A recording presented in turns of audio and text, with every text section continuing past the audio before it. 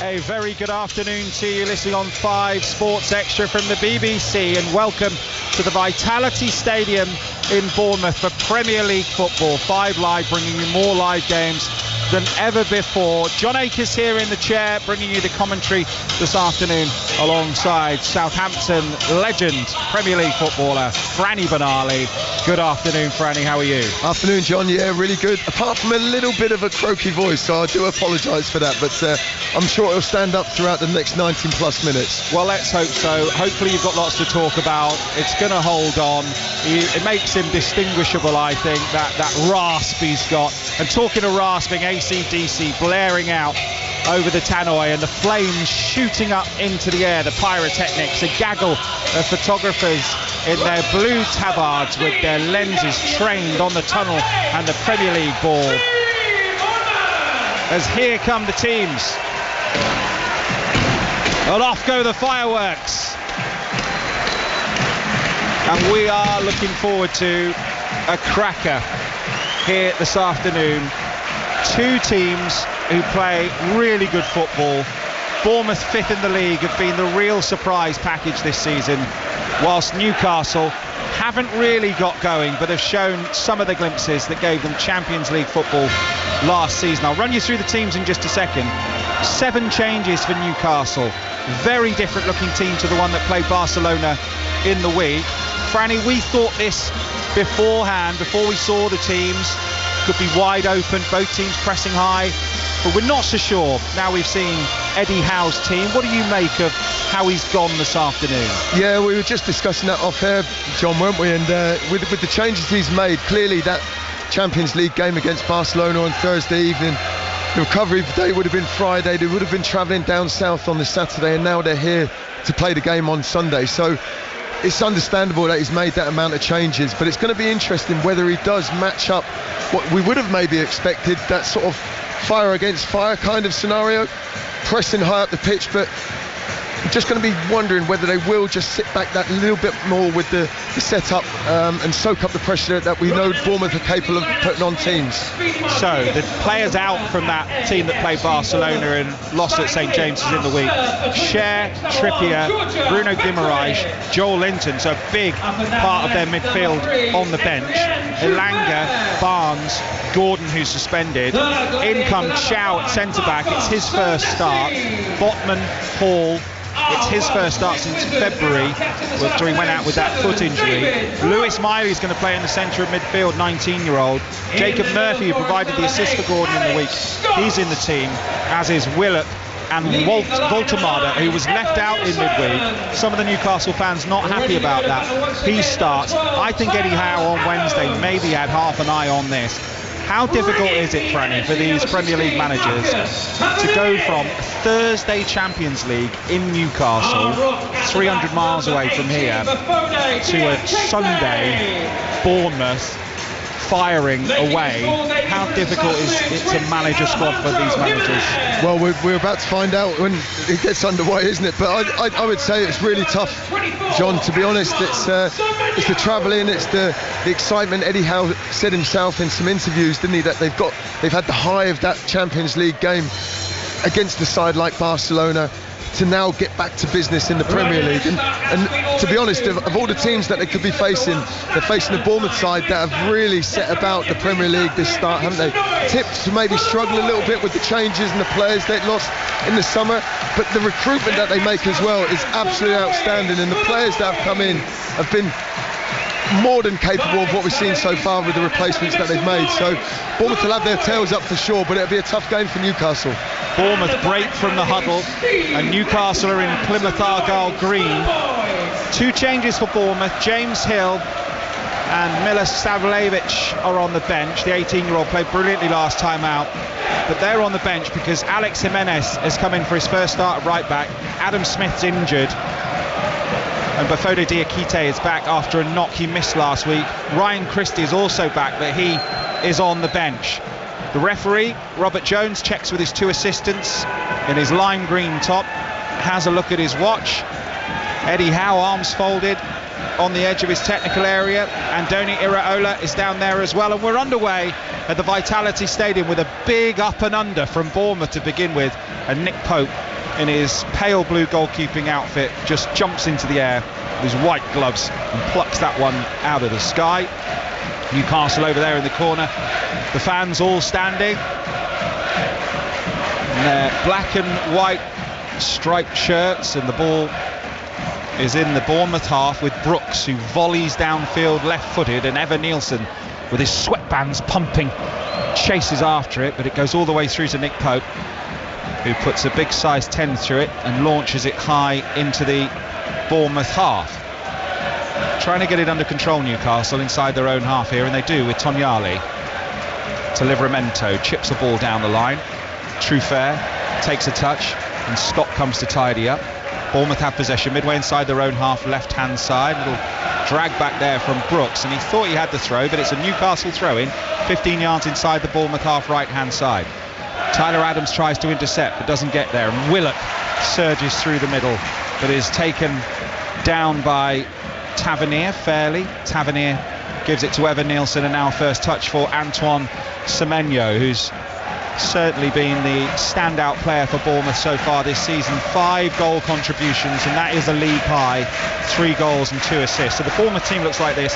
Petrovic is in goal as they've got possession just inside their own half. Jimenez, Diakite, Senesi and Trufair are the back four. That looks like offside against Brooks, but Newcastle win the header. Second phase of play is with Evan Nielsen, who makes a little back heel to Trufair. In comes the cross, headed up in the air by Dan Burn, bounces on the edge of the penalty area. Semenyo shows his strength against Willock and then just stands on the ball and loses possession. Lewis Hall takes it off him, plays it down the line. First touch for Voltemade with his blonde hair bobbing as he tries to bring it under control, and it's going to be a throw-in for Bournemouth.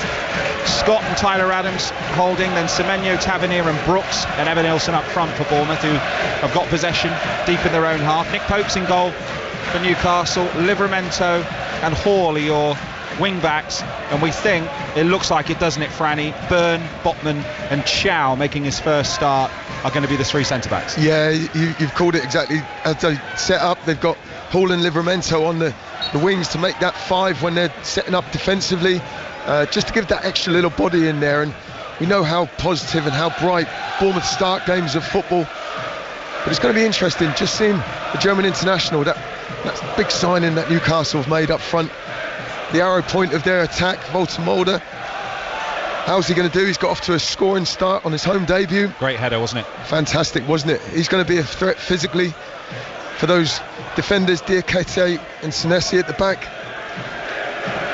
Pope with a free kick after an offside against Bournemouth, plays it high to Voltemade. Lovely first touch, keeps possession. That's going to be the plan, to get it up towards Voltemade and then do what they've done here, which is win the seconds, and they're in possession inside the Bournemouth half as Byrne plays the ball over the top, and it finds the chest of Willock, who brings it down, but he's back to goal, back to Hall. Hall finds a good looking cross into the area, but it's plucked out by Petrovic, all in lime green. He claims it into his chest. So Miley, Tonali and Willock are the 3, and then Voltemade with, it looks like Jacob Murphy's almost like a second striker up there, isn't he? Yeah, and just looking at the physical attributes that Voltemade brings to this Newcastle side, they've been playing with Anthony Gordon as that lone striker for a number of games, and now they've got that physical presence in there. He scored with a header in that game at St James's Park, so it's just going to be interesting to see how much Newcastle do sort of play direct into the box a little bit. Evan Nielsen holds the ball up. Oh, little pass in behind. Tavernier had made a lovely run, but it's well intercepted. And it's in deep possession with Senesi. Senesi plays a ball trying to break the lines of Newcastle, but they win their header, but it's only as far as the feet of Brooks, and now they can maybe start the triangles, but you can already see how crowded it is in there with Newcastle bodies. Jimenez, 20 years old, first start on loan from AC Milan, Spanish under-21 international. Losing Adam Smith was the big blow, and Eddie Howe will have looked to have targeted, I'm sure, Bournemouth's right side, I would have thought, and Jimenez on his debut. And as we've mentioned already, Voltemade with his height. We thought maybe Milosavljevic He is only 18, played really well in the last match. He's 6'4". Thought they might have matched that up. Yeah, it's an interesting lineup from both managers, isn't it? And just seeing how Newcastle have actually gone, they seem quite content to just sit back in that block. Oh, they're so good at this, Bournemouth. They've won the ball high up. Newcastle were in possession. They are very, very good at that indeed, winning with that high press. Newcastle are as well. Bournemouth play a ball forward towards Semenyo, headed away by Dan Burn, headed to the feet of Jimenez. Jimenez inside to Tyler Adams, midway inside the Newcastle half. Newcastle sitting very deep in a tight structure. It's very crowded, and Bournemouth are trying to make those little triangles through. And a low cross in to the penalty area is cleared away by Chiao, the 24-year-old German, into the stand. Newcastle fan catches it and throws it to one of the ball boys, who then chucks it to Semenyo, who's going to try the long throw. I think this could be the challenge for Bournemouth this afternoon, John, is that not too many sides sort of do sit back against them. There's sides that come out and have a go against them, and it's going to be a different kind of challenge for Bournemouth this afternoon. Long throw from Semenyo, flicked on at the near post, might come here for him. Jimenez strikes it against the legs of Lewis Hall. It was on target, that.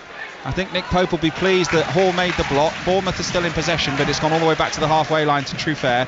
He gives it back to Adams. I think when they do sit in like this with a block, you get round the sides, don't you? But when you get crosses in, they've got Dan Burn and Botman and Chow, all tall, all going to be good at heading it out.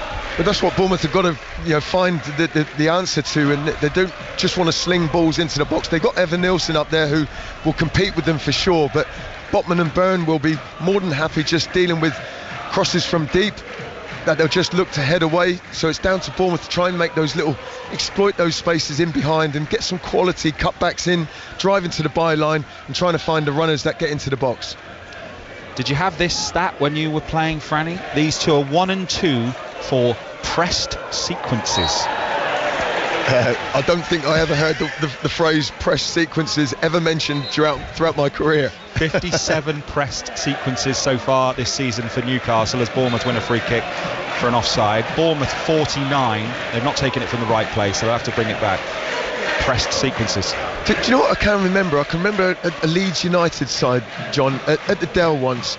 Probably what I would call the first time I've come up against a side that really put, as a defender, you under pressure almost in your final third, in your own third, and it was hard to play against. So you can see why sides do like this high intensity, high press if they can, but you know, we would maybe expect Newcastle to do that if it was a different lineup a little bit today, but clearly a different kind of tactic from Eddie Howe.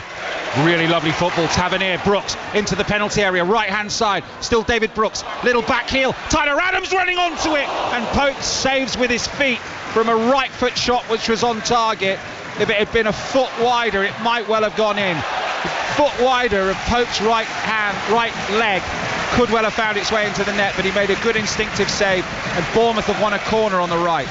Great driving run by Brooks into the 18-yard box, wasn't it? You think he'd maybe just missed the chance, and his back heel went to Adams, and Pope almost quite nonchalantly just stuck out his right leg, but he cleared the danger.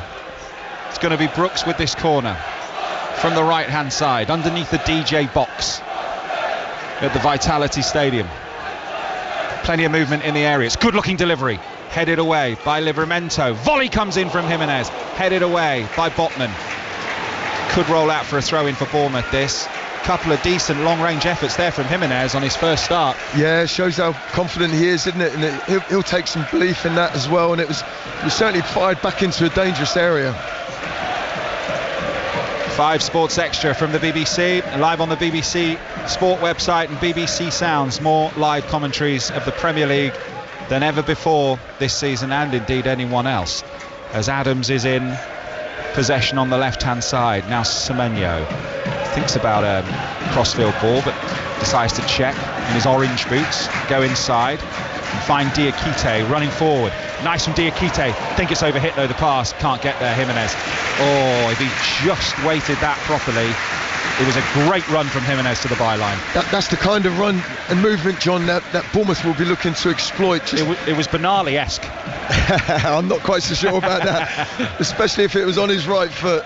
But that movement, that they rotate really well, don't they, Bournemouth? Players like Semenyo dropped into the sort of middle third of the pitch, and Truffert bombed on to make the run in behind. It only takes that one little movement to catch a side out if you're not concentrating fully. If you're not communicating, it can be really difficult to stay with them.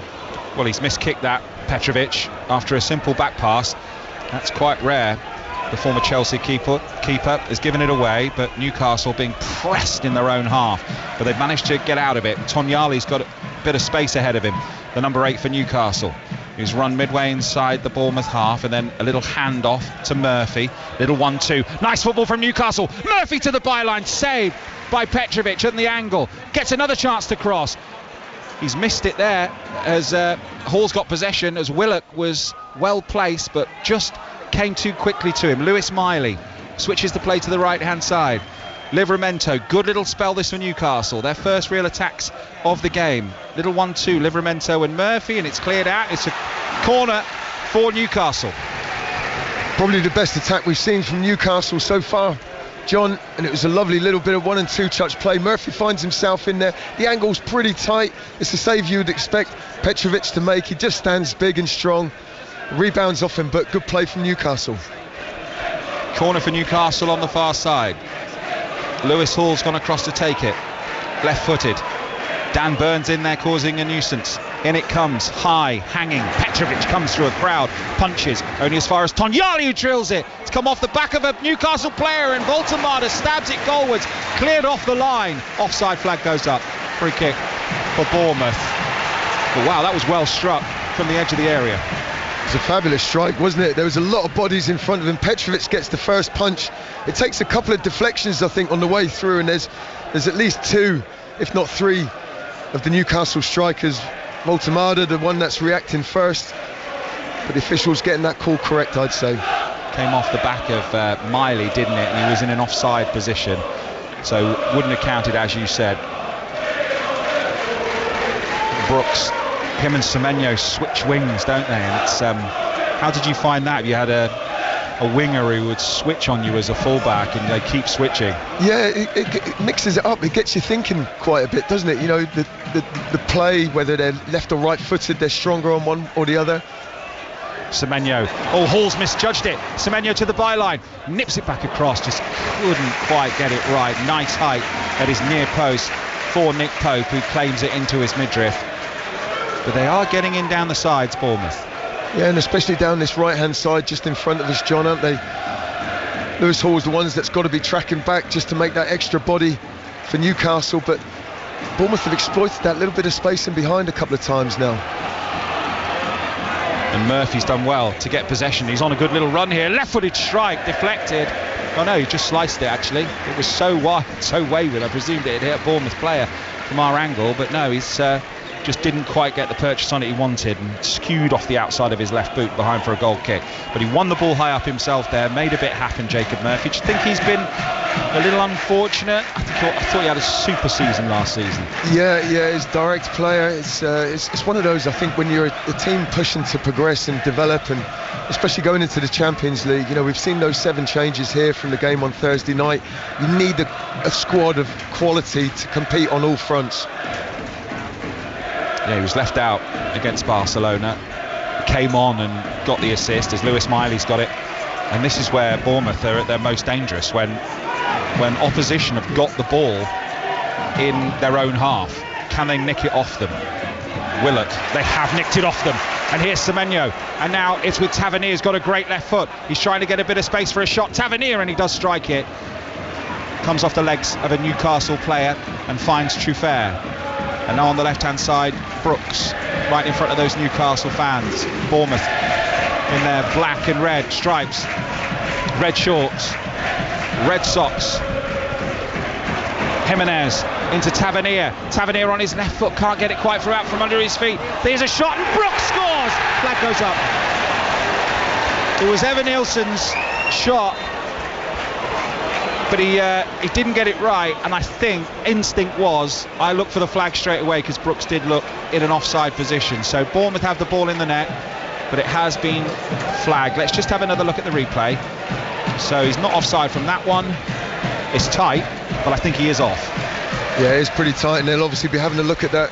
It looks like the play is going to continue, so they'll stick with the decision. But it was great play from Bournemouth. All of a sudden, Tavernier found that little space in between the back of the midfield and in front of the defenders. He turned, found Evan Nielsen, and his shot come cross, whatever it may have been, found Brooks, but just slightly in that offside position. But it shows how dangerous they are when they win the ball high, move the ball quickly, the movement, the runs, the confidence that they're in already. It's their best start to a Premier League season, isn't it? You know, and they can potentially, with 3 points today, go to second place with Arsenal kicking off a little bit later. Yeah. I'm going to say it. Newcastle have drawn their last 2 matches away from home 0-0. Do you think they'll keep a clean sheet today? When things like that happen, when you see a disallowed goal like that one for a tight offside, you're like, is it? Makes you wonder, doesn't it? It does make you wonder, but they're certainly not showing any lack of attacking intent here. Bournemouth down the right-hand side, they go with Tavernier, and it is a corner for Bournemouth on the right-hand side. No team in the Premier League's ever drawn their first 3 games away from home 0-0. Currently Leicester City were the last team to do it in the top flight in 1976. And that's the strength of Bournemouth, isn't it, this season especially. They've come out quick, they've got an early goal quite often, and it sets up the rest of the game for them, really. Loads of pushing and shoving in the 6-yard box. It's going to be Brooks left-footed for Bournemouth. Corner, in it comes. Headed up in the air by Newcastle, and Pope comes and does really well. He's strong, claims the ball out of the air with 2 hands and looks to bowl it out quickly and early, but doesn't have any options. And then this is where Newcastle have got to be careful again, and they've just decided to go long, as you just heard that thump from the left foot of Sven Botman. Diakite wins the header, and now Byrne has possession on the halfway line for Newcastle. They do force you to go long, Bournemouth, after a while. We saw it a little bit with Spurs, didn't we, when we did the game there, and Bournemouth were excellent with their press as Adams fouls Hall, and it's a free kick for Newcastle just inside their own half on the left, and they've gone back to Botman. Lipper the D, with attention from Evan Nielsen back to Pope, who they'll be targeting because he's not the best with his feet, but he goes long left-footed, and Bournemouth have won the ball back. And Eddie Howe is saying press, press, press. He's the former Bournemouth manager, is clapping his hands and orchestrating. Not used to being in that dugout, of course. What a manager he was for Bournemouth. Will always be a legend here. Will always get a good ovation from the Bournemouth supporters, but he's never beaten Bournemouth as a manager since he's been back. 4 draws, 2 defeats. He'll certainly be eager to change that record for sure. But you know, if you are a team, and Newcastle face this challenge today, if you're a team coming up against Bournemouth at the moment, you've got to either be better than what they are at the high press and putting you under pressure, or you've got to be good enough to play around that. And it asks questions of anyone they come up against at the moment. They do it so well. And you've got to credit Andoni Iraola for the way that he works with the team. You know, that he's had the benefit of having 8 days since their last win against Brighton to work with the squad and the freshness that they have in the squad as well, so that'll benefit them for sure. Free kick launched into the Bournemouth penalty area. Byrne wins a little header. Spectacular overhead kick clearance from Evan. Was it Alex Scott? Can't quite see who it was, but it was absolutely brilliant, spectacular. Newcastle play the ball down the left-hand side, looking for the run of Miley. I think it was Senesi. Was it Senesi? Yeah. Not what you'd expect from a centre half necessarily, but it was brilliant, wasn't it? Pretty impressive way to clear the ball. Bournemouth clearance to halfway. On BBC Sounds, this is 5 Sports Extra, and that is the voice of former Premier League fullback Franny Benali. 19 minutes gone. Bournemouth 0, Newcastle 0. Ball over the top, looking for the run of Evan Nielsen. Newcastle have got possession with Byrne. They're under the press though. So far they've managed to get round it. It's with Miley wearing 67, and now Tognali wearing 8. Over the halfway line, the Italian touches it right to Murphy, back inside to Livramento, playing some nice stuff Newcastle. There's a switch of play though, and it's intercepted by Jimenez. He's done really well so far. Now Tyler Adams, who's looked a terrific player for them this season. He's stepped up a gear. Lovely little turn, almost ran. Oh, I thought it stayed in that. He's run it out of play, and Andoni Iraola's looking at the referee and saying that didn't go out. He was right on top of it. Trousers, jumper, shirt, kind of a day. And here are Bournemouth with Truffert. So much in the mould of Kerkers, who's gone to Liverpool from Rennes, 17 million. And they've managed to find a like for like, out of the box, ready to go left back, who some Bournemouth fans I've heard this week are saying is an upgrade on Kerkers, which you mentioned their recruitment earlier on. To say that about Kerkers, who was so good last season, it's the ball over the top, he's looking to find Evan Nielsen wearing 9, and he does get there to the byline, kicks it against the legs of the defender. It stayed in play, but it comes off Brooks, and it's a throw into Newcastle. Franny. High up the pitch, Newcastle got the throw right in their corner, but that's what Evan Nielsen brings to Bournemouth, isn't it? He's a willing runner in behind the defenders, but he's also great at linking up play when he comes with his feet, just keeping that little connection, keeping things simple. But it's great when you've got a player that can do that well, but also willing to run in the channels as he did just then. Byrne with the throw down the line.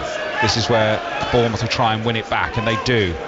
It's with Jimenez, good feet, good ball inside to Senesi.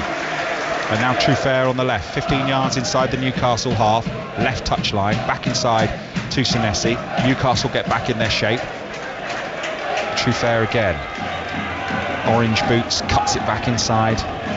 Senesi, curling ball forward, chested down. Ooh, a hand there, but here's Scott in the penalty area. Thought about a shot for a moment. Comes back outside, and the offside flag's gone up.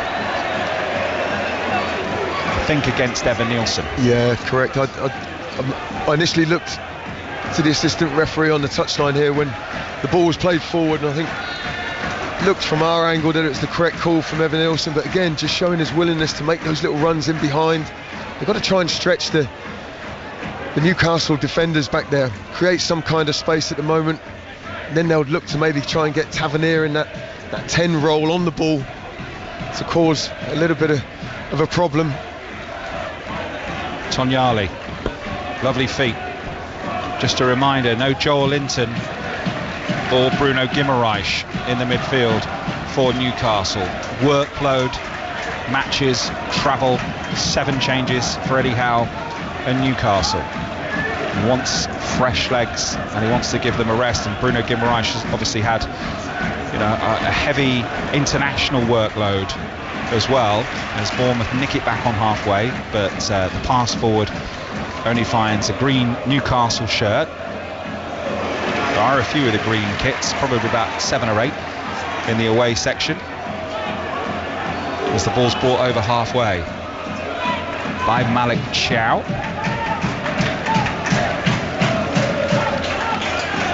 And now Botman, Hall. It was February when he played his last full game, Lewis Hall, so it's going to take him a little while to get up to speed. Had a terrific first half of last season, and he's just won the ball for Newcastle then, and he's gone on the run. He's given it to Willock, and he's gone inside and made a forward run, and Willock cuts inside on his right foot and toe pokes it square, but it just was misplaced, as was the clearance pass from Bournemouth, who should really have been on the break there. So 2 misplaced passes in a row, but Newcastle have possession midway inside the Bournemouth half on the right hand side. 23 minutes of the game gone, 0-0. Botman on halfway, 5 Live, Sports Extra and BBC Sounds as Hall's got possession, back to goal, plays it to Sven Botman, lip of the centre circle. It's 2 touches, nice little ball round the corner from Jacob Murphy, and lovely off Voltemade, and he's gone on the run, corner of the penalty area. Jacob Murphy, right hand side, 3 to aim for in the middle, including Voltemade. Comes off a Bournemouth defender, now it's with Lewis Miley, who's got it inside the penalty area again, has to turn away. Tonyali shoots, and it's wide.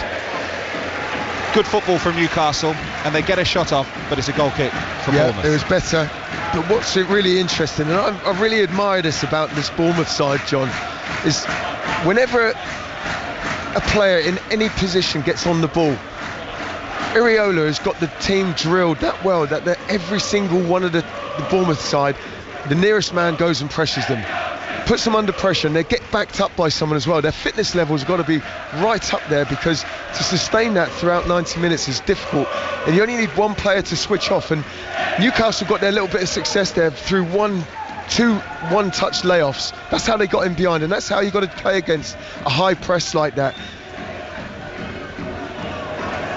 Long ball from Bournemouth over the top. Great first touch from Tavernier, right hand side, cuts back on his left foot, level with the penalty area of Newcastle. Goes back inside to Tyler Adams, who lays it off, and they've gone all the way back to Senesi inside the centre circle, inside the Newcastle half. He's put a low ball into the feet of Semenyo. Nice lay off to Tavernier, who goes right to Jimenez, puts in a cross, comes off the legs of Willett and out for a throw in, which Semenyo might well fancy a long one. 0-0. It's very congested in there, isn't it? When you're looking at Bournemouth trying to thread that ball into Tavernier or try and find Evan Nilsson, even Semenyo, there's very, very little room. Newcastle shutting out all the space. Semenyo dries the white and lilac Premier League football and throws it into the area. Oh, Scott leaning back. That was actually a good opportunity. Scott on the edge of the penalty area, came to him, he had plenty of time, and we've all tried it. We've all seen in our minds a bouncing ball and hit it first time and seen it go over the crossbar, and that's just what's happened to Scott. I've seen some of mine go a lot higher than that, believe me. That was a close effort by my standards. But you've got to think, you know, Eddie Howe's probably going to be the happier of the two managers. I think, you know, he's probably come out with this game plan. If you would say that it would be 0-0 after 26 minutes, I think Eddie Howe would take that for sure. Going with the game plan, the longer the game goes on, the more they'll feel they're still in it. Chip ball over the top for Semenyo. Pope read it really well, came out of his goal for Newcastle and put it out for a throw-in. That's when they look most threatening, Bournemouth, when Newcastle have actually got the ball. And some of the stats back that up for Bournemouth, that when they do dominate possession and go over 50%, they're not quite as effective because they like to counter and press when they have pace.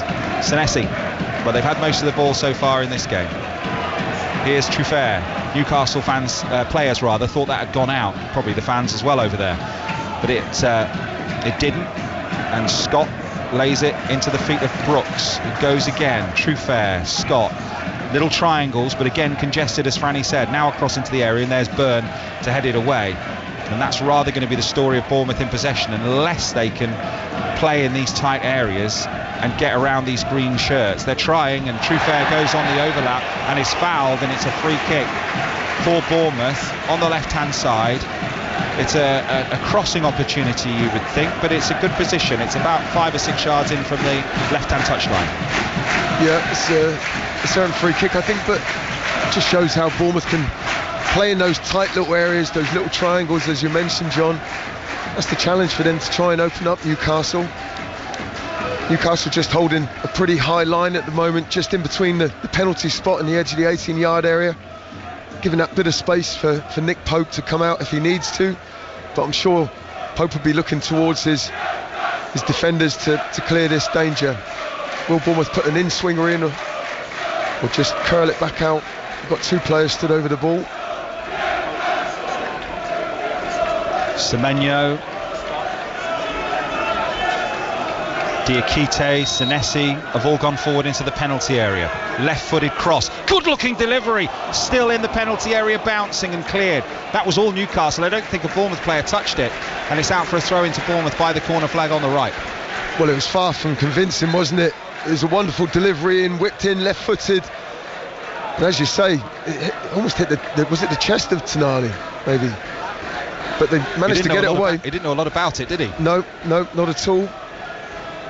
Good delivery. I'd like to have seen a Bournemouth player attacking that. If you think where it's landed, edge of the 6-yard box. It's almost a gap, wasn't it? On the far post. Almost a gap, yeah. You'd expect, with the number of players Bournemouth had in there, to be been much nearer than what they were.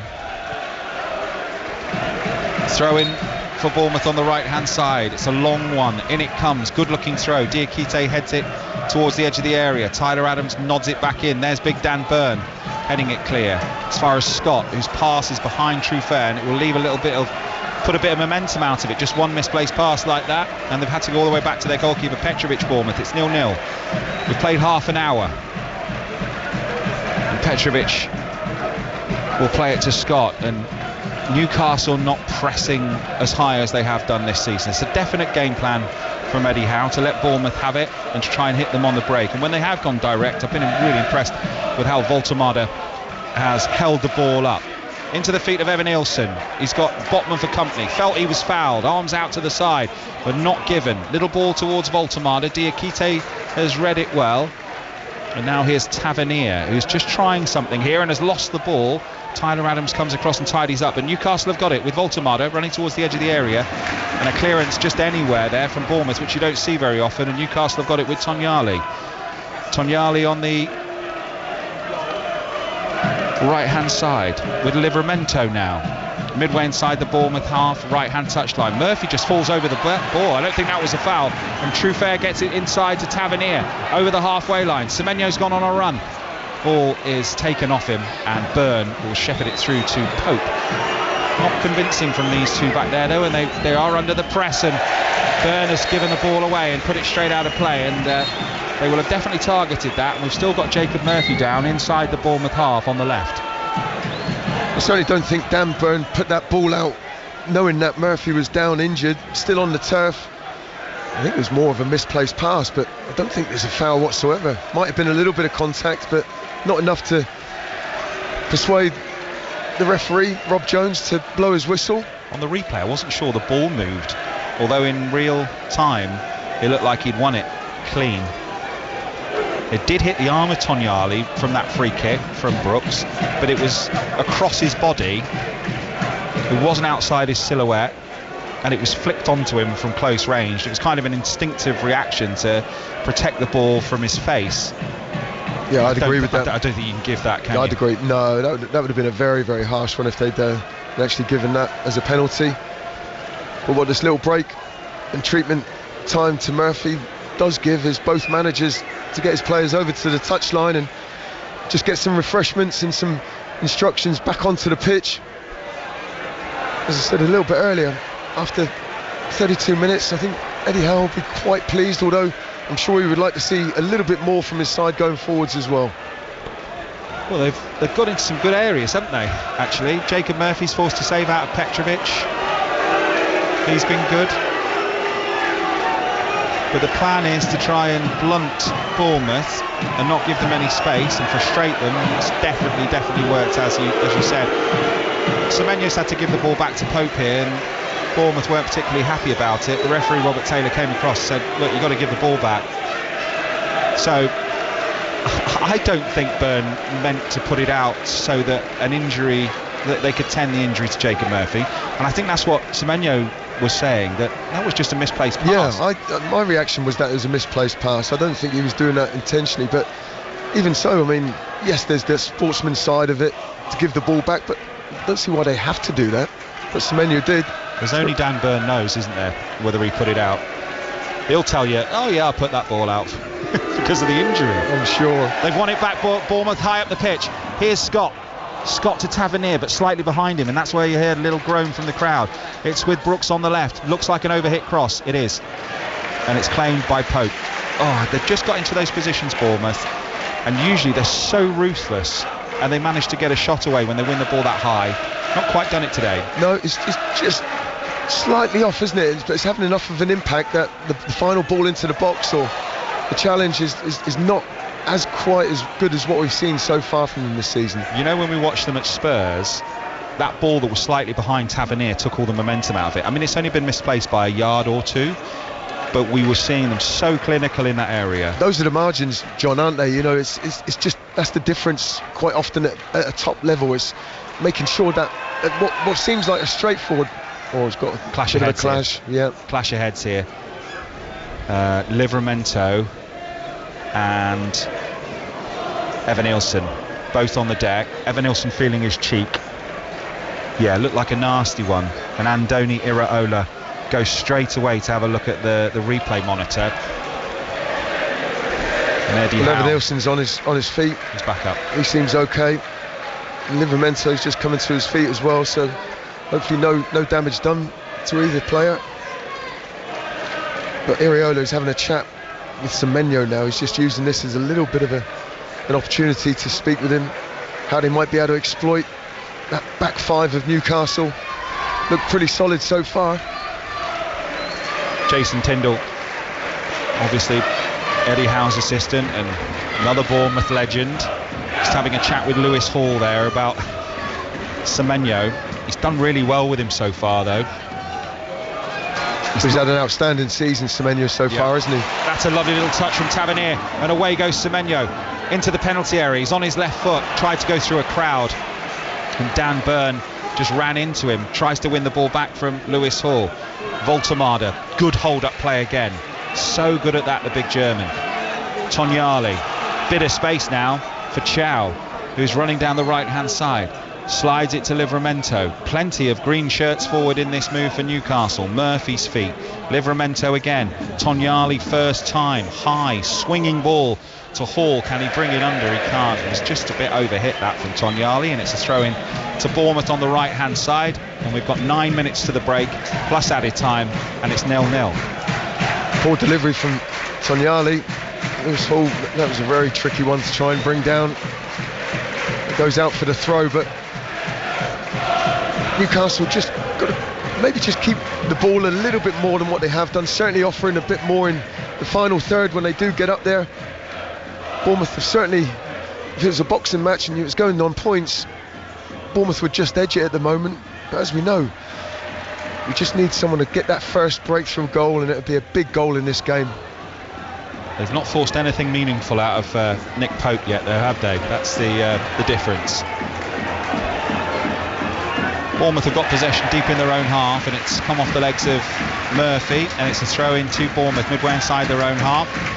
Just a reminder, we've got commentary of Sunderland Arsenal with John Murray and Paul Robinson over on 5 Live at the moment, and we've got the big one, Arsenal versus Manchester City, with Ian Dennis and Rob Green. That's a 4:30 kickoff. And here on Sports Extra, we'll be with you with the Radio Ulster team for Ireland-England for the third T20 a little bit later on as well after this. 0-0 between Bournemouth and Newcastle in the Premier League on 5 Sports Extra from the BBC. Newcastle in possession midway inside their own half, and Bournemouth are ratting about trying to win it back, and Jimenez fouls Hall according to the referee, and as you can hear around us, those Bournemouth Cherries fans not happy with that decision. It's 0-0 between Sunderland and Aston Villa, by the way, but Reinildo has been sent off for Sunderland. So can Villa score against 10? It's extraordinary Aston Villa's start to the season. Just never would have predicted that they would struggle so badly. No, it just shows you how this sport can completely throw you at times to what you expect to see. Long ball from Pope, bounces, headed away by Trufair. He's put his head in where it hurts there. Willock, and got it to Hall. Low cross, takes a deflection, finds the feet of Semenyo. Semenyo's first thought is forwards, and he loses possession because he tried to go through a couple. He's just trying to force it just a little bit at the moment, Antoine Semenyo. He's just trying to, he knows he's got the physical edge over most players, but he's just trying maybe the wrong option at times, as Voltemade comes down the right and puts a cross in, and it's gathered by Petrovic, who will release it long, and Byrne backpedaling, falls backwards but wins the header, and it's out of, oh my goodness, and it's out of play. Evan Nielsen picked the ball off one of those little cones for the multi-ball system and threw it to Tavernier, and it went over his head, so all the momentum was lost. He should have kicked it, John. Maybe he's not used to using his hands too much, being a footballer. His kicking is definitely better than his throwing, we can confirm that.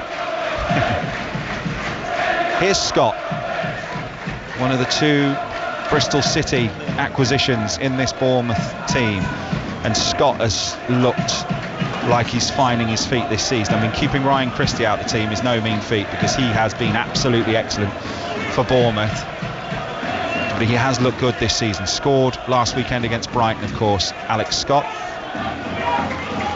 And now here's Tavernier. Tavernier with a little reverse pass. It was optimistic from that angle, trying to find Evan Nielsen, who applauds above his head, but it went straight through to Pope, and that's what Newcastle have forced them to do. They've forced them, as the long ball goes all the way through to Petrovic. 5 minutes to go to half-time, 0-0, Bournemouth-Newcastle. They've just forced them into trying something. Yeah, is that a little sign from Bournemouth that they're just starting to force things a little bit too much? You know, Newcastle are frustrating them. Bournemouth, not what you'd really expect from them to see sort of play-wise. It certainly didn't come to anything. Evan Nielsen trying to make that run into the 18-yard box, and the pass, it just wasn't on. Bournemouth have got a different kind of challenge to come up against this afternoon. Bournemouth with 61% of the possession so far. I mean, the XGs will tell you 0.31 for Bournemouth, 0.14 for Newcastle.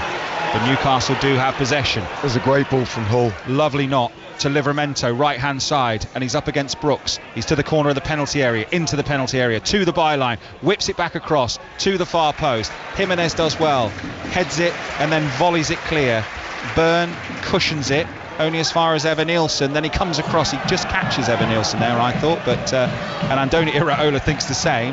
Newcastle got possession back safely with Chow making his first start in the Premier League for Newcastle, bringing it over halfway. 4 minutes to half-time, plus added time. It's the Newcastle fans you can hear. The Toonami. Really long trip this season for them, their longest trip of the season. Tonyali plays the ball into Voltemada. Nice, lovely turn. Jacob Murphy, right foot cross, slightly too heavy for Willock. Fine margins, he was in a really good position. Willock gathers the ball, gets it to Hall, and now they're back to halfway again. It's just that delivery, that final ball. It's in a great position, Willock. It was, yeah, it looked positive for Newcastle at one point, but Voltemada just sort of, first time I've set eyes on him in a live game, he's not just got the size that enabled him to score his first goal recently, but he's good with the ball at his feet as well, isn't he? Skillful for a big guy. I thought we were going to have the famous, it's got a nice, good touch for a big man. I thought we were going to have the he has. It's been great watching because he's a bit of a throwback, isn't he? Like socks around his ankles, 6'4", and he has got a size advantage, no doubt, over Diakite and Senesi. Here is Willock for Newcastle, midway inside the Bournemouth half right hand side. Good from Truffert. Great challenge, gets it to Brooks. Brooks has aimed it long, and I think that just sums up what that frustration side a little bit of it, isn't it? Yeah. You know, don't often see them, just kicking the ball away with no real intent. But Brooks just looking to turn around on that occasion, just happy to get out of their own half. And Newcastle are just pressing that little bit better. They've been a bit braver, haven't they, in the last 10 minutes? Yeah, they're doing it higher up the pitch for sure, aren't they? And they've forced Petrovic to go long here. And Petrovic's kick's aimed towards Byrne, but Byrne was over the top of Semenyo's shoulders. Byrne says he was holding my shirt, and then he might have said something like go away, and now he argues with the assistant on this near side. You might put it in a slightly different way than you mentioned, John. Yeah. Brooks on the left for Bournemouth. Hasn't quite been the game we thought it might be in the build-up to this. It's maybe not been as open as a neutral would like, let's just say that. But I think in terms of Newcastle, the context of their season and the context of their week with Barcelona, and then Bradford in the Cup in midweek, I think so far so good. Hall, they're going to try and nick it again. Tyler Adams, Tavernier, Semenyo, can any of them win it up there? It's throw in for Newcastle. Semenyo thought it was the other way. He didn't protest too much. Just shows how quick the Bournemouth players do pounce on a slightest mistake, don't they? Adams, Tavernier, Semenyo, all three of them, as soon as there was that wrong touch, just a little bit heavy, they pounce. Tonyali for Newcastle, 10 yards inside his own half, good feet, but plays the ball straight out. Tyler Adams got a little problem with his lower back here. I think he might have just got a little knee in the back, a little impact injury, but he's down on his back with Robert Taylor, who's bigger than most of the players, isn't he? Right, he's massive, isn't he, Robert Taylor? Like Voltemada's taller. It looks, but that's about it, isn't it? Looks, he's got that sort of centre half stroke, centre forward kind of build, really. Does a bit in the gym as well, doesn't he? You can see, big mess with him. Looks in good shape. Certainly getting around the pitch pretty well. There's no big decisions to make as yet. A lot of this game has been played in a 20-yard slot in the middle of the Newcastle half. 0-0. I missed how many added minutes we had. We got 4. Was it 4? Diakite on halfway. Sun trying to break through on the south coast. Big, tall, glorious pines in the park all around us here at the Vitality. Senesi over halfway. Voltemada is shadowing him. Long ball forward towards Semenyo. Byrne wins the header. Evan Nielsen touches it to Jimenez, who's got a chance one-on-one with Hall here to get a cross in. Hall does well, sticks to his task, deflected off him. Jimenez gets a chance to nod it back into the box. Evan Nielsen, little header to Adams. Still a few forward here for Bournemouth. Now it's Tavernier. Is there one more chance? Ooh, I think that was a Newcastle throw, but it's been given to Bournemouth. Adams, midway inside the Newcastle half. Newcastle back in their shape. Lovely little turn from Scott, but just overruns the ball. Has it taken off him by Chow. Newcastle then give the ball away. Trufair. Will we get one opportunity before the end of the half? Slide rule pass looking for Trufair. Comes off Trufair. The clearance, and it's a goal kick for Newcastle. And it is 0-0. But the fact that Newcastle have kept 3 clean sheets in their last 4 Premier League games, I guess in some ways it's not unsurprising that we find ourselves waiting for the first goal here today again. But they've done well. The Newcastle back line, no real chances that I can really remember Bournemouth creating. They certainly haven't opened them up, John, have they? If you were Eddie Howe, you'd say more of the same. You know, wait for that opportunity, but be ruthless, take your chance if you get it, but keep doing what you're doing, because it's really working to frustrate and stifle Bournemouth. And if you're Andoni Iraola, you're probably saying stay patient, because they've just lost their patience from that first 20 minutes as Newcastle are in possession. You even feel it around the stadium, John, don't you? Like, it's gone really quiet. There's no real atmosphere in the game now. It's just gone a little bit flat, certainly from Bournemouth's perspective. Murphy back to goal. It's back to Chow. Minute of added time remaining at the end of the half. 0-0. Hall. Oh, lovely from Lewis Hall, and he's fouled by Jimenez. That's a silly booking, that, from Jimenez.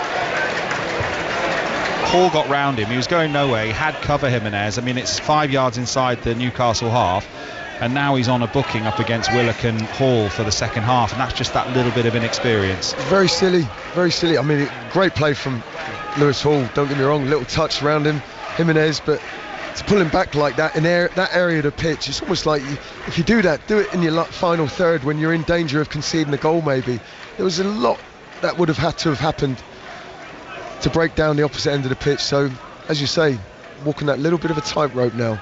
And now Newcastle have got a chance just to launch it to Dan Burn with 30 seconds left and hope to pick up the pieces, and it is launched towards Dan Burn, and it is bouncing on the edge of the penalty area, but it's come to Brooks, who again just slashes the ball away, picked up in the centre circle by Lewis Hall, who's going to drift one forward again towards Burn, and Burn is leaning on the defender, and it will be a free kick to Bournemouth, and that will be it. I think Burn's frustrated because from the free kick, I think there was a fair bit of his shirt being pulled, but yeah, frustration. Not a classic, not the game we thought it would be, but certainly Eddie Howe's game plan has worked. First half, and Bournemouth haven't been able to unlock Newcastle. Probably the best chance of the game fell to Murphy on the angle, saved by Petrovic. Bournemouth have had one effort on target as well. Pope stuck his right foot out just to block that shot in, but nothing really that's tested either goalkeeper, has there? Yeah. Yeah, difficult one to pick the bones out of. You can see why Newcastle have drawn their last 2 games away from home 0-0, but after Barcelona, I would have thought that the away fans will be pretty happy with that performance, and they do have plenty of options on the bench, both sides. Kluivert for Bournemouth, who scored a hat-trick at Newcastle when they won 4-1 there back in January. He's there. Ryan Christie can come on. Ben Doak as well. Adley. They've got plenty of options, as have Newcastle, with Bruno Guimaraes poised, Harvey Barnes and Joel Linton. So I'm confident we will see a better second half than we did first half. Let's hope. I'll go along with that. Yeah. Sounds good. Be nice just to see that little bit of extra quality, that little spark. And you always felt it would maybe be a tight one today, pretty close, and it certainly seems to be playing out that way. 1 goal could be enough for either side to take all 3 points. Half time then at the Vitality Stadium on 5 Sports Extra from the BBC and BBC Sounds and the BBC Sport website. It is Bournemouth 0, Newcastle United 0. We're going to hand you over to 5 Live for half time. We'll be back here from the Vitality for second half commentary. The offensive of recent weeks, the starvation and devastation are utterly intolerable. Tens of thousands have been killed, including thousands as they tried to collect food and water. This death and destruction horrifies all of us. It must end. We have evacuated the first group of sick and injured children to the United Kingdom to be treated by the NHS, and we continue to increase our humanitarian support. But still, nowhere near enough aid is getting through. We call again on the Israeli government to lift the unacceptable restrictions at the border, stop these cruel tactics, and let the aid surge in. With the actions of Hamas, the Israeli government escalating the conflict, and settlement building being accelerated in the West Bank, the hope of a 2-state solution is fading. But we cannot let that light go out. That is why we are building consensus with leaders in the region and beyond around our framework for peace. This is a practical plan to bring people together behind a common vision and a series of steps, including the reform of the Palestinian Authority, that takes us from a ceasefire in Gaza to negotiations on a 2-state solution. We will keep driving this forward. As part of this effort, I set out in July the terms upon which we would act in line with our manifesto to recognise Palestinian statehood. That moment has now arrived. So today, to revive the hope of peace and a 2-state solution, I state clearly, as Prime Minister of this great country, that the United Kingdom formally recognises the State of Palestine. Al-Sakir also called on Hamas to release the hostages still held in Gaza. In a statement, the families of British hostage families say they remain concerned about the timing of the announcement and say it could delay a ceasefire. Well, the UK has today joined Canada and Australia, who've also in the last hour recognised a Palestinian state. In response, the Israeli government says they will fight both at the UN and in other arenas against what they call the false propaganda directed at them and the calls to establish a Palestinian state, which they say would endanger its existence and constitute an absurd reward for terrorism. For more on this story, you can follow the BBC's live page over on the BBC News website. Radio 1 Dance. Your destination for non-stop dance. with huge DJ sets And massive dance bangers. in their mix all day. Every day. And you just don't stop. 24/7 dance energy. On Radio 1 Dance, Listen on your smart speaker. on BBC Sounds. And now on DAB+. This is 5 Live Sports with Steve Crossman. Listen on BBC Sounds. It's Sunderland 0, Aston Villa 0, half-time in the Premier League. Sunderland down to 10 men, though. Second half commentary on the way on 5 Live, on 5 Sports Extra. Half-time, Bournemouth 0, Newcastle 0. There's one game in the Championship this afternoon, which is Bristol City, Oxford United. Kicks off in 6 minutes. Aaron Paul. Yeah, it's unbeaten Bristol City who welcome winless Oxford to a gorgeously sunny Ashton Gate. Gerhard Stuber's side could go second with a win today, and he goes unchanged from the side that beat Sheffield Wednesday last time out. It's been a tough start to the campaign though for Oxford. Gary Rowett confirming pre-game Matt Phillips is expected to be out for a lengthy period of time, that because of quad injury. He says his side aren't taking any notice of the noise outside of the club. Back-to-back draws with Coventry and Leicester have shown that they can compete at this level. This will be a different test though. We go, as you say, at 3 o'clock. At 3:30 it's Partick Thistle Celtic in the quarter-finals of the Scottish League Cup. Gavin Wallace. Yeah, good afternoon, Steve. A warm welcome to this part of Glasgow, sun-kissed as it is right now. And this is a rerun, actually, of the 1971-72 season match, the cup final that year. Partick Thistle won that 4-1. So much so it was unbelievable, or nobody believed it. The BBC actually checked it and put it out wrong. So we'll see what happens today. Partick Thistle make 2 changes as the likes of Josh Clark and Ben McPherson drop to the bench. There's Celtic players. Bandanauskas and Logan come in. And for Celtic, there's no Schmeichel. Sinisalo starts, and Iniacho starts as well. In the WSL, full times for you: Brighton 4, West Ham 1 and Chelsea 1, Leicester 0. Just underway in Manchester United Arsenal. Sani Rudravajula. Both sides with the shooting boots this season. 5-1 victories in WSL. Play 2, 1-2 for United. A 3-0 win in the week over Brann has taken them to the Champions League for the first time. That after overturning a 1-0 deficit, where their boots actually got lost in transit on the way to Norway. 3 changes for United, 2 for Arsenal. 8-goal Elizabeth Turlin's on the bench for United, and so is Beth Mead for Arsenal. 6 minutes gone. United looking brighter so far, 0-0. There was due to be another game in the WSL this afternoon, which would have been Aston Villa versus Liverpool, but it was cancelled because of the awful news that we learned last night, the death of the former Liverpool and Chelsea women's head coach Matt Beard at the age of 47. We've been speaking to Farrah Williams, who won successive WSL titles at Liverpool under Matt Beard, and she told us about his impact on her life and career. He was more than a manager, a great mentor for me, a great friend.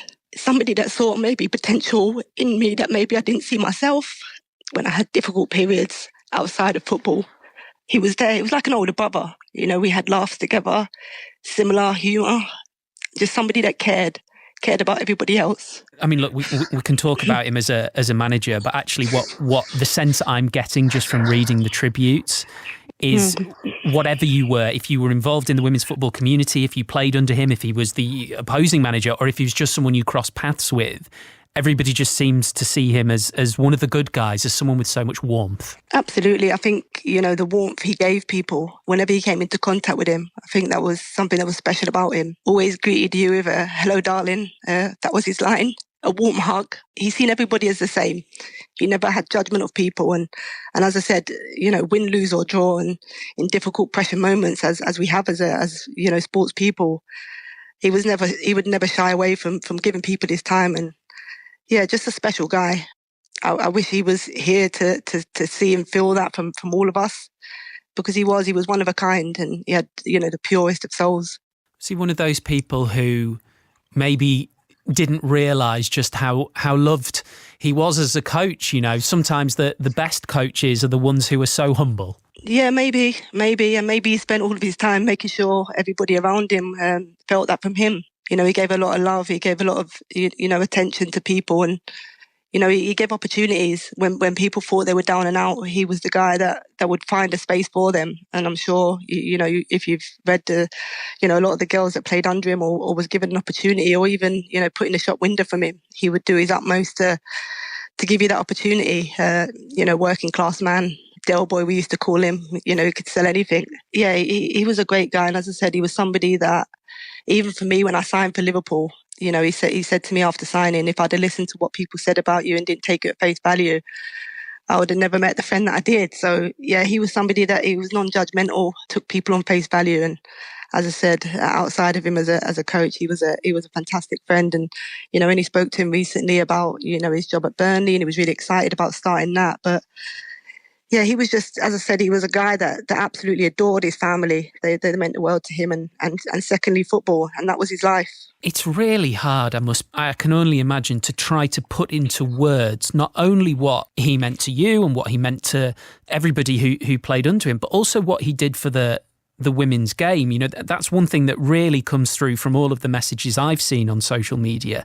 The impact he had to help the WSL and women's football get to where it is now. Yeah, and very few of them, probably can name on two hands, the important people that was in the women's game right from the beginning, that cared about it, that, were advocates for the women's game, that really tried to drive and push the game on into a position that is in today, working hard behind the scenes, juggling jobs to give, us as women, when we were a little bit younger, the opportunity, to train and play, and giving up their time, for at times voluntary, in order to give us an opportunity to represent the teams that we did. So, yeah, he was somebody that, as I said, he cared, massively about the women's game, and was there from the beginning. Once he got an opportunity in the game, he was fully focused on really trying to drive and get the game to where it is now. And I'm sure, he would be proud of where the game's at now, and his part he played in that. Is care the thing, do you think, above all else, that made him such a great coach for you? Yeah, and you've heard me mention it a few times, that he cared about the game, he cared about where he could take the game, he cared about people, maybe a little bit more than he cared about himself, because he was somebody that just gave love to everybody, gave attention and time. And I think that's something that you can't buy. You can't buy somebody's time and investment. And that's something that he did with a lot of us, me in particular. And I'm forever grateful for what he did for me. Really powerful tribute there from Farrah Williams, who played under Matt Beard at Liverpool, won 2 WSL titles under him. Matt Beard, who tragically died last night at the age of 47, and that is why the Aston Villa-Liverpool game in the Women's Super League earlier today was cancelled. It is still Manchester United 0, Arsenal 0, 11 minutes gone in the WSL. So we'll be keeping you up to date with what's going on in the Championship. Bristol City and Oxford United just underway.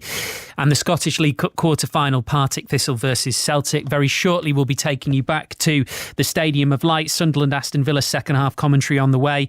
On 5 Sports Extra, it will be Bournemouth versus Newcastle United. At the moment, both of those games still goalless. Then on 5 Live and BBC Sounds, we're off to the Emirates, 4:30 in full.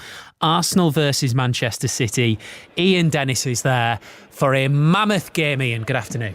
Good afternoon, Steve. Yes, looking forward to it. Not too sure what to expect, but Arsenal obviously have that key advantage, having played the extra 2 days rest that they've had to recover from their Champions League exertions in midweek. Obviously Manchester City played on Thursday night, but you think from a Manchester City point of view already, they've suffered 2 defeats in the top flight, and with Liverpool setting a very strong pace at the top of the table, for Manchester City, should they lose here today, they then find themselves 9 points behind the leaders and champions Liverpool. Do you think we've got a better idea in the short time we've had this season about where Arsenal are going to be because of the way they've performed than we do about Manchester City, who we've sort of seen a bit of everything from? Yeah, I would agree with that. I think from an Arsenal point of view, and I know he got heavily criticised for the defeat at Liverpool, but it was a Szoboszlai stunning free kick that separated the two sides. They're the only side in the Premier League this season who are yet to concede from open play. So defensively they've got a solid foundation. We know he's talked about his finishers rather than the starters. They've got the strength in depth that they possibly didn't have last season as well. So yeah, I would agree with that statement. Thank you, Ian. Ian Dennis, who'll be bringing you full commentary from the Emirates. Arsenal, Manchester City, 4:30 with Rob Green. Ian, who was mentioned by Paul Robinson earlier as being one of the reasons he loves listening to 5 Live. Mentioned John Murray as well, the brilliant John Murray. Also mentioned Ali Bruce Ball. Leave anyone out, Paul, or are you happy with that? No, you're okay, Steve. Every now and then. I like listening to their podcast. That's what it is. It's the new BBC Sounds that I'm all into, you see. But it's not new, is it? It's just me that's new to it, I think. Right, head over to 5 Sports Extra for Bournemouth Newcastle second half here on 5 Live. Sunderland Villa with Paul and John. Yeah, thank you very much, Steve Crossman. Perfect timing. Of course, you can listen to that other game, choice of listening, here on 5 Live. With this game, Bournemouth versus Newcastle, on Extra and Sounds and the BBC Sport website. 0-0 at half-time. and we are going to see a change, and we are going to see a change at right back. I think we're going to see James Hill come on, and I presume it's Jimenez who's gone off, and that's because he's picked up that yellow card at the end of the half, which is such a shame for him. Alex Jimenez, on his full Premier League Bournemouth debut, his first start, he's picked up that booking, and Andoni Iraola's just thought it's not worth risking, because I thought he did really well. Yeah, he looked certainly bright, didn't he? Confident in his ability, but like I say, just coming up against that yellow card certainly doesn't help in these games. It only takes one more slight incident, mistimed tackle, and all of a sudden you find your team down to 10 men, and in this kind of game, just can't really afford that risk. That is the slightly croaky voice of Franny Benali, Southampton legend. Just woke up with a bit of a croak this morning. Feels all right. You feel all right, though? I feel great. Yeah, I feel fine. Yeah, strange one, but some listeners might say that less I speak might be the better. No one will be saying that. My wife certainly would do anyway. You have to be on voice rest when you get back. Okay, long kick. We're underway for the second half.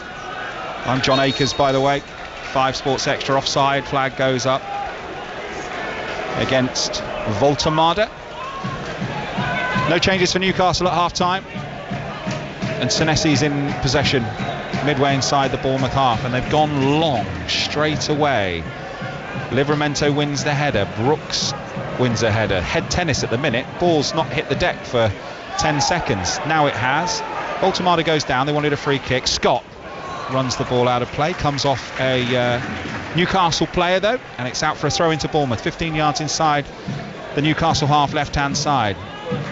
Eddie Howe back home, if you like, prowling the edge of his technical area, and Andoni Iraola, hands in pockets, just tucks his shirt in at the back under his navy blue jumper. And here is Semenyo down the right hand side for Bournemouth, but comes up against Lewis Hall and Dan Burn, and Burn's done excellently and gives it to Tonyali, and Tonyali goes to Lewis Hall. One back off him though by Scott. Now Semenyo, centre of the goal, 35 yards out, switch of play, chested down by Brooks. Good play this from Bournemouth. Senesi, not 40 yards from goal. Cloudy, fairly chilly afternoon as Brooks cross in, headed away, only as far as Scott. Now Tyler Adams. Voltemade does brilliantly well, great feet, and is fouled, and it's a free kick for Newcastle. Got his toe trodden on there, I think, Franny? Yeah, one of those little painful ones, catching the studs on the top of his foot, but as you said, great little bit of skill. Deep in his final third, helping his team out on the defensive side, and you wonder how long maybe this game plan from Eddie Howe, with that 3/5 defenders at the back, this formation, will he stick with it? Will they look to sort of introduce some of the substitutes just to freshen it up a little bit, be a bit more creative going forward? And how much more can Iraola's side put this Newcastle team under pressure, create that one opening that they're just trying to create, which would certainly make Newcastle have to come out if they do get that first goal. Scott, nice turn over the top, looking for the run of Tavernier. He's overhit it though, and Pope comes out of his area, half volley, spinning right-footed clearance all the way through to Senesi, left-footed, pumps it back into the Newcastle half. Bournemouth, I'd say so far, we've only seen 3 minutes of the second half, are going longer, are going forward earlier, but then that might just be a coincidence of the first couple of clearances, if you like, but it could also be something Andoni Iraola's thought about at half-time. Yeah, certainly they seem to be doing that, don't they? If they continue to do that, you'll know it's a bit of a game plan. Oh, bit of a strange throw. There you go, Livramento with a foul throw. He's protesting his innocence, but he almost threw it down towards his feet, didn't he? I think he changed his mind. It's one of those where he held on to the ball too long, didn't he, and threw it at his toes. I think we saw 2 foul throws at Spurs, didn't we, in the last game we did together? Yeah. Senesi clears long, left-footed for Bournemouth. Livramento brings it down, and Botman will tidy up and go back to Pope. Pope's under a bit of pressure. Here comes the Bournemouth press. Brooks sliding in, worked his socks off to get there. It's like having a new signing, really. Brooks, You know, it's an incredible story. You know, his cancer, recovery. He's had a couple of seasons to sort of come back, find his way, but started this season brilliantly. Another long ball from Bournemouth. Semenyo picks it up. Evan Nielsen, Tavernier. Semenyo picks it up. Lip of the D inside the Newcastle half. Brooks cross, left-footed, deflected. Botman heads away rather. Bounces. Ekitike to Tyler Adams. Ekitike, Senesi, chip ball forward. Brooks wins a header, fighting for the scraps. They've definitely decided to go long here, Bournemouth. And now it's cleared by Newcastle. It seems to be a little bit more of an intensity and sharpness to Bournemouth, as well as going a bit longer, John, doesn't it? They've just had that half-time team talk, I think, from Iraola. He's on the touchline, certainly wants his team to be a bit more sharp, a bit crisper in their passing, their movement. Chip ball forward down the line from Chow, making his debut, his full debut for Newcastle. Murphy throw-in for Newcastle. Right, into the feet of Voltemada, corner of the penalty area, back to goal. Lovely hold-up play. Livramento, low cross, duffed it a bit. Bournemouth have given the ball away, and Livramento's got another chance to cross from the right-hand side. There are 4 waiting here in the penalty area in green shirts for Newcastle. It has gone back to Chow. Evan Nielsen with some good pressure applied. Botman brings it over the halfway line, but he's under pressure from Tavernier. Now Lewis Hall on the halfway line, left-hand side. Played down the outside for Willock. Willock up against Ekitike, and Ekitike wins that one. Back to Petrovic. Swings a high spinning ball towards the halfway line. It's high and spinning again. It's pretty ugly, this, at the minute. Tonyali, Murphy, looks like he was fouled. Tonyali's touch ahead of him, takes him into the penalty area. Back heel, Livramento cross in towards Voltemada. Shirt pulled. They say no. I've got to say, they might have a look at that VAR. I think there was definitely a bit of his shirt held. Whether he went down too easily, I don't know. But Bournemouth are attacking at the other end with Tavernier. What was your view of it, Franny? My reaction initially was that he's gone down a bit too easy. Maybe not enough. They'll certainly be looking at it, as you say, John, but I think he was looking for it, Voltemada. I'd say there was definitely a pull of the shirt, but that's the question mark. Was it enough to send him tumbling to the ground? Probably not. Brooks, true fair. Referee was right on top of it, Robert Jones, to be fair. Senesi, chip ball forward, looking for Evan Nielsen. Touch lets him down. Goal kick Newcastle. Maybe they will have a look here, and I think they've said no. Check complete, no penalty. Voltemada's making his case here. It's a good, decent little ball in. There's a little tug there on the sleeve. It is a classic seen them given. Yeah, not enough. If it maybe wasn't quite theatrical, we might have had a bit more of a case. Semenyo for Bournemouth. Good run. Here goes Anton Semenyo. He's into the penalty area, Semenyo. Good challenge. Ball still live. Newcastle bring it away. And the trainers will come on here because Livramento and Semenyo clashed and are both writhing around in pain in the penalty area on the floor. Yeah, I think it was the moment where Semenyo was trying to get his shot away, and it's brave defending from Livramento because Semenyo was travelling at speed and pace, and the ball just ricocheted a little bit, it bounced up, but as Semenyo goes to take the shot, Livramento comes in with the challenge and takes a little bit of contact from Semenyo whilst he's trying to get the shot away. Both players receiving treatment. Semenyo has had a game today, and we mentioned it in the first half, where it feels like he's trying to force it a bit. He's trying to take the ball through gaps that aren't there. That's a very good analysis, John. I'd like to say maybe just trying too hard or just overdoing it a little bit. You know, he's had a fantastic start to the season. He's had three goals and a couple of assists as well. So he's certainly Bournemouth's main man so far this season. Yeah, that's a league high, that. Yeah, 5 goal involvement. He's been outstanding. It's a brilliant start, isn't it? He's also created 4 chances this season. And maybe he's just trying that little bit too much, as you say, to make it happen for himself and Bournemouth. You can do that sometimes, I think, almost overdo it, take that extra touch, run it a little bit further, rather than just playing that game naturally. He's still getting some treatment. He's back on his feet now.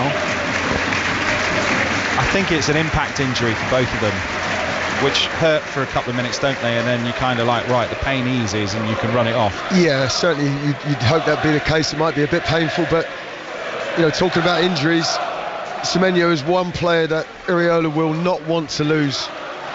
They want him fit, firing on all cylinders, and keeping the strongest side that he can put out for any game.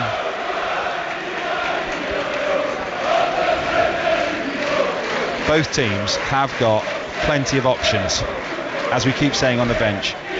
Joe Linton, Bruno Guimaraes for Newcastle, and Harvey Barnes in particular.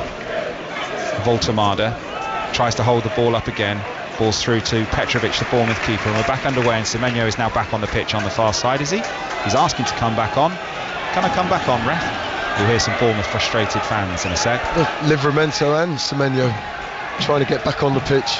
We've got one either side of the pitch. Neither of them back on yet. Bournemouth in possession on the halfway line with Tavernier and now Scott. Bournemouth have got Christie on the bench and Kluivert, who scored that hat-trick at Newcastle last time, 4-1 in January.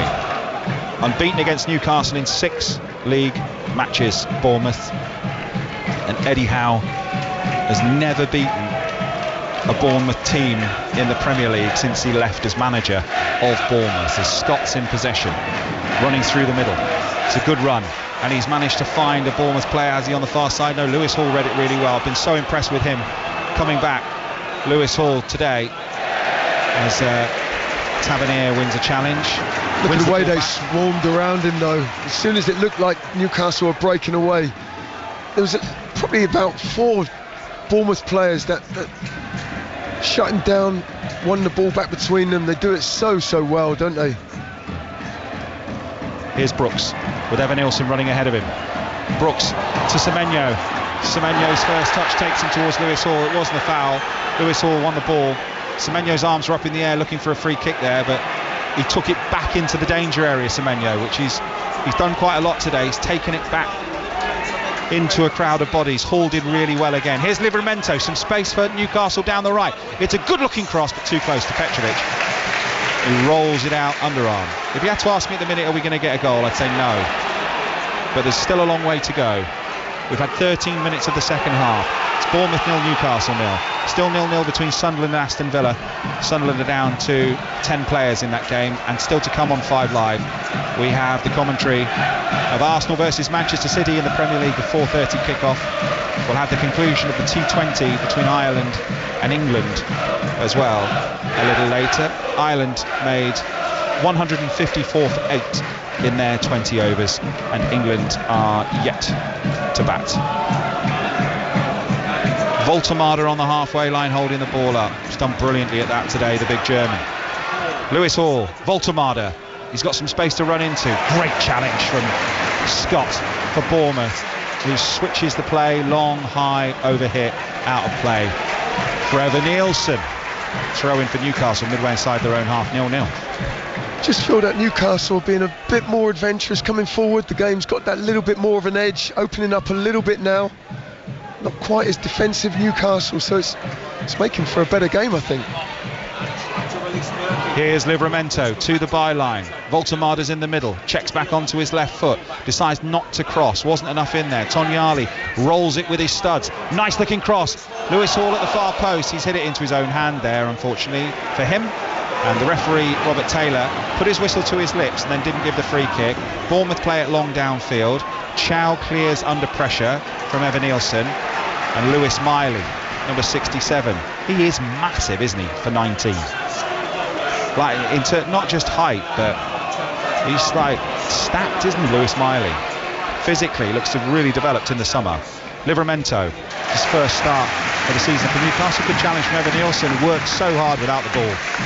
Yeah, it's good play from Newcastle. Wonderful first touch from Tonyali to take him away from his marker. Just gets Newcastle up the pitch that much more. Both teams seem to be going for it a little bit more now. I think both managers will certainly be contemplating those changes. It's only James Hill that's come on at half-time. for Bournemouth. The only change we've seen so far.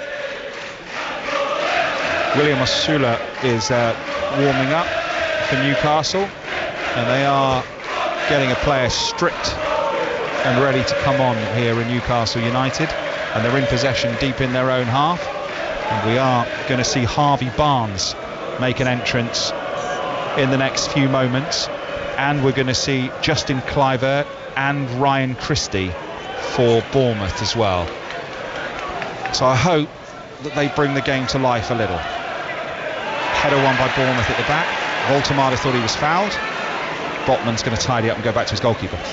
We were saying in the half-time, just between us, we'd have loved to have seen Newcastle's first choice starting 11, but they've had Barcelona in the week, and I completely understand Eddie Howe's selection. And Bournemouth's best 11, Newcastle's best 11, both playing high press, free-flowing stuff, and let's see who scores most goals. We'd love to have seen that as neutrals. It would be amazing to witness, wouldn't it? And it is a shame that the schedule has gone the way it has. Lewis Hall running at the Bournemouth back line, and Antoine Semenyo tidies up, chips a long ball forward looking for Brooks, but he sliced it. Brooks is still running, and Pope's come out. Oh, and actually Chow has bundled Brooks over off the ball. Bournemouth fans aren't happy about it. Was that deliberate? I have to see a replay. It's a foul, John. I don't know why the referee hasn't given it. Chow knows exactly what he's doing. He knows where David Brooks is. The intention is to steer him away and barge him off the ball. Any other scenario and it's a free kick.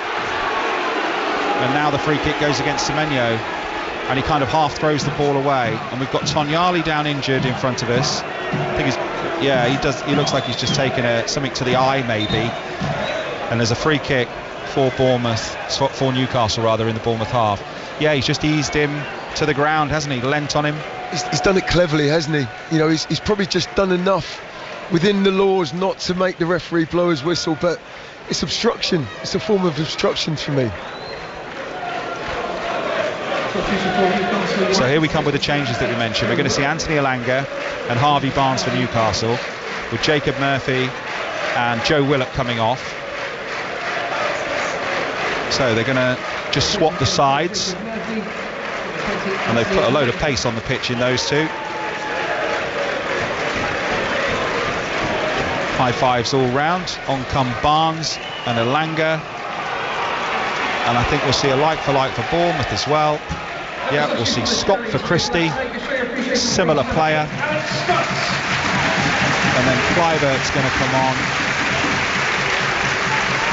and probably Tavernier maybe? No, it's Brooks. So Brooks for Kluivert. Brooks has run his socks off. Maybe feel a little bit sorry for Kluivert in some ways, because he's such a good player, isn't he? And just shows the competition that they have at Bournemouth here now in those attacking positions. But with both sides making changes, it could bring this game to life now. Let's hope so. 0-0. 5 Sports Extra from the BBC. We're on BBC Sounds and the BBC Sport website. 28 minutes plus added time remaining, and Newcastle have taken a short free kick. Livramento. Elanga's cross deflected, cleared away on the half volley towards Semenyo on the left hand side. That looked like a clumsy foul to me on Elanga from Semenyo, who seems frustrated with what's been going on so far in this game, but it is a throw in for Newcastle, and they're taking their time over it. And a fan attempts to throw the ball back, but it hits the advertising hoardings. Right, long throw from Livramento for Newcastle. Eddie Howe's Barmiami. Shout the Newcastle fans. High, long throw, headed away towards the edge of the area by Bournemouth. Picked up by Lewis Miley. Left-hand side, turns away. Giant frame, and comes off the legs of Kluivert, who gets the first touch. And it's a throw in for Newcastle near the halfway line. Still 0-0 between Sunderland and Aston Villa. Aston Villa still can't score against 10. And they've got Watkins and Rodgers and Buendia in their starting 11. Throw in down the line, headed away by Tyler Adams. Cliver and Semenyo are over there as well, and so is Lewis Hall, who's been my man of the match, I think. Lewis Hall, I think he's been absolutely brilliant for Newcastle, coming back from injury. Livramento, he's got Alanga running outside him. This will be a good foot race. Alanga's rapid. Can he get there? He does, but he was off balance trying to keep it in, and he couldn't, so it's a goal kick for Bournemouth. Let's say with Alanga there as well, and Harvey Barnes on the opposite side, a little bit more attacking intent from Eddie Howe and his Newcastle side. On that occasion, Senesi and Truffert dealing with Alanga's run, just slightly overhit from Livramento, and they seem to be engaging Bournemouth a little bit higher up the pitch, which makes Petrovic have to kick long to Evan Nielsen. Here's Truffert with Alanga, halfway line. Truffair's back to goal for Bournemouth, plays it back to Christie, underhits it a little bit, but Christie finds Senesi in the D. Senesi, the Argentinian. 4 of their back 5 left in the summer, Bournemouth, and you just can't tell. They It's lost incredible, all that isn't talent. it? When I saw those transfers happening, John, I thought they're going to struggle. You know, surely they cannot replace those kind of players, that quality that they came in with, but they just do something right with their recruitment, don't they? As you said earlier, you know, Truffair's a match for sort of what we've seen with Kirkes, and some Bournemouth supporters saying that upgrade, as you mentioned, but it's almost like it's been a seamless transition, doesn't it? The players coming in, the way they've performed, competition they have down here, the belief, the confidence, and that's reflected in what we've seen with their start to the season. Throwing down the line for Newcastle, thumped away. You could feel the base of that in your chest as Senesi clears long, and 2 Newcastle players go for the same ball, go down in a heap, and the referee saw a head injury, so has stopped it. The Bournemouth fans don't like it because Bournemouth were in possession and there was no foul, so Bournemouth will get the ball back here, but the referee said no, clash of heads, I've got to stop it. 24 minutes of the game remaining plus added time, 0-0. Did just take a little take a breath at one moment. It looked quite nasty initially. Both players back to their feet, no harm done, hopefully. Referee just saying you've got to give him the ball back here. He's just dropped it at the feet of Senesi, into the feet of Christie. Eddie Howe didn't like that. Now here's Tavernier. Truffair's gone on the outside of him, left hand side, midway inside the Newcastle half. Newcastle back very organised behind the ball, bearing in mind they've had 1 day to do shape, Newcastle, since Barcelona. I think their shape's been so good. Yeah, they've done so well up to now. Looks solid, hard to break down. Barnes has nicked it back high up the pitch. Barnes finds Alanga, does he just overhit Truffert? Tidies up behind, and that clearance has just come off Alanga, but it's been kept in by Livramento. Now they'll win it back here, Bournemouth. They've got some space with Cliver to Tavernier. Newcastle funnel back. Tavernier's had to step on the ball. So many players forward here for the Cherries as Christie takes it in his stride. Now with Adams, but the momentum's gone out of this counter, and there was a lot of Bournemouth players ahead of the ball flapping their arms together because it just didn't happen quick enough down the left hand side. Now here's Cliver in a little pocket midway inside the Newcastle half, centre field. Christie on the right, he finds Hill's back ball back towards Christie is overhit, he can't control it, it's out for a throw in, and Aston Villa have taken the lead at Sunderland. Matty Cash has scored there with a Boubacar Kamara assist. Buendia and Digne have gone off for Matson and Elliott in that game, so Villa at last score. We could do with one here. We certainly could. Just sense a little bit of frustration creeping into the Bournemouth supporters and players. As you say, that last breakaway, it could have gone forward a little bit quicker, but just turning out and playing a safer option. Bournemouth clear the ball long over the top, looking for the run of Evan Nielsen. Botman heads it down and then collects it. Really good play from Sven Botman. Excellent. Chips the ball forward looking for Alanga, but it didn't go where he wanted it to go. Christie. Tavernier on halfway. Bournemouth look a little better since the subs, I'd say. A little bit more energy and a bit more impetus in there with Christie and Kluivert. Semenyo. Bournemouth in possession deep in their own half. 5 Sports Extra from the BBC, 0-0. 20 minutes to go, plus added time. We've had maybe 1 save each for the keepers in the game, but one was with the legs of Pope and the other was fairly routine from Petrovic. But Bournemouth have given the ball away, and here's Tonyali, 35 yards from the Bournemouth goal centre field, gets it to Barnes on the left, 3 waiting in the middle for a cross, including Dan Burn. In it comes deep. Alanga hangs in the air, can't win the header, cleared away by Bournemouth and Tavernier, and throw in for Newcastle midway inside the Bournemouth half on the right hand side. So the stats: 56% possession for Bournemouth, 44 for Newcastle, XG of 0.43 for Bournemouth and 0.14 for Newcastle. Here's Livramento trying to improve that XG, expected goals. Tonyali's cross from the right, good looking cross, headed away by Bournemouth, but it was whipped in with pace. It was excellent. It's fallen for Lewis Hall on the left. There are 4 in the middle waiting for a cross from big Dan Burn, and he does find a cross, and it's headed away by Tavernier, only as far as Tonyali. Miscontrols, still finds Chow. Chow's little reverse ball forward in towards the feet of Voltemada, and it's come off his shin and it's gone out for a goal kick. And Voltemada just said, "You hit that too hard at me." Yeah, he wasn't too pleased with the pace and the ball into him, was he? Taking up a good little position in the 18-yard box, just needed it rolled into him with a little bit more care from that pass in, but it was just seeing Newcastle just to create a few more patterns of play coming forward now, getting a bit more on the ball, game opening up that little bit more.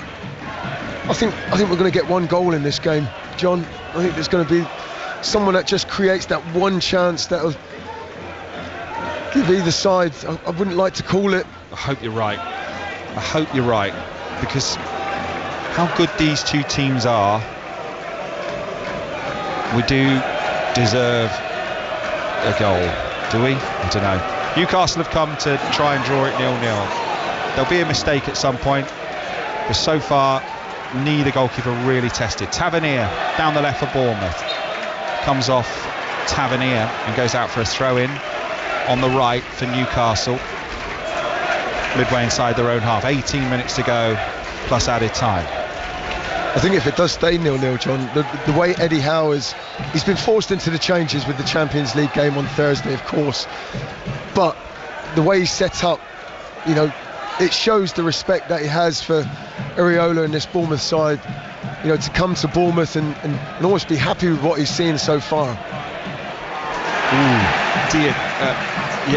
Diakite there and Barnes clash, and I think it might have been a foul, but the referees let play go on, and Dan Burns picks it up, corner of the penalty area in the Bournemouth half. Now Barnes into the penalty area, brilliant from Harvey Barnes, goes down, shout for a penalty, corner.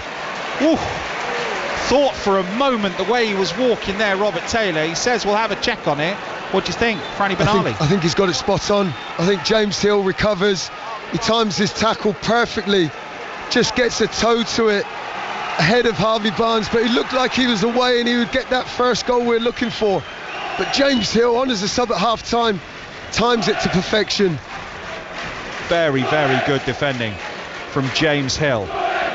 Harvey Barnes with real intent. It's been so long since we've seen anything like that, a player making a run into the box.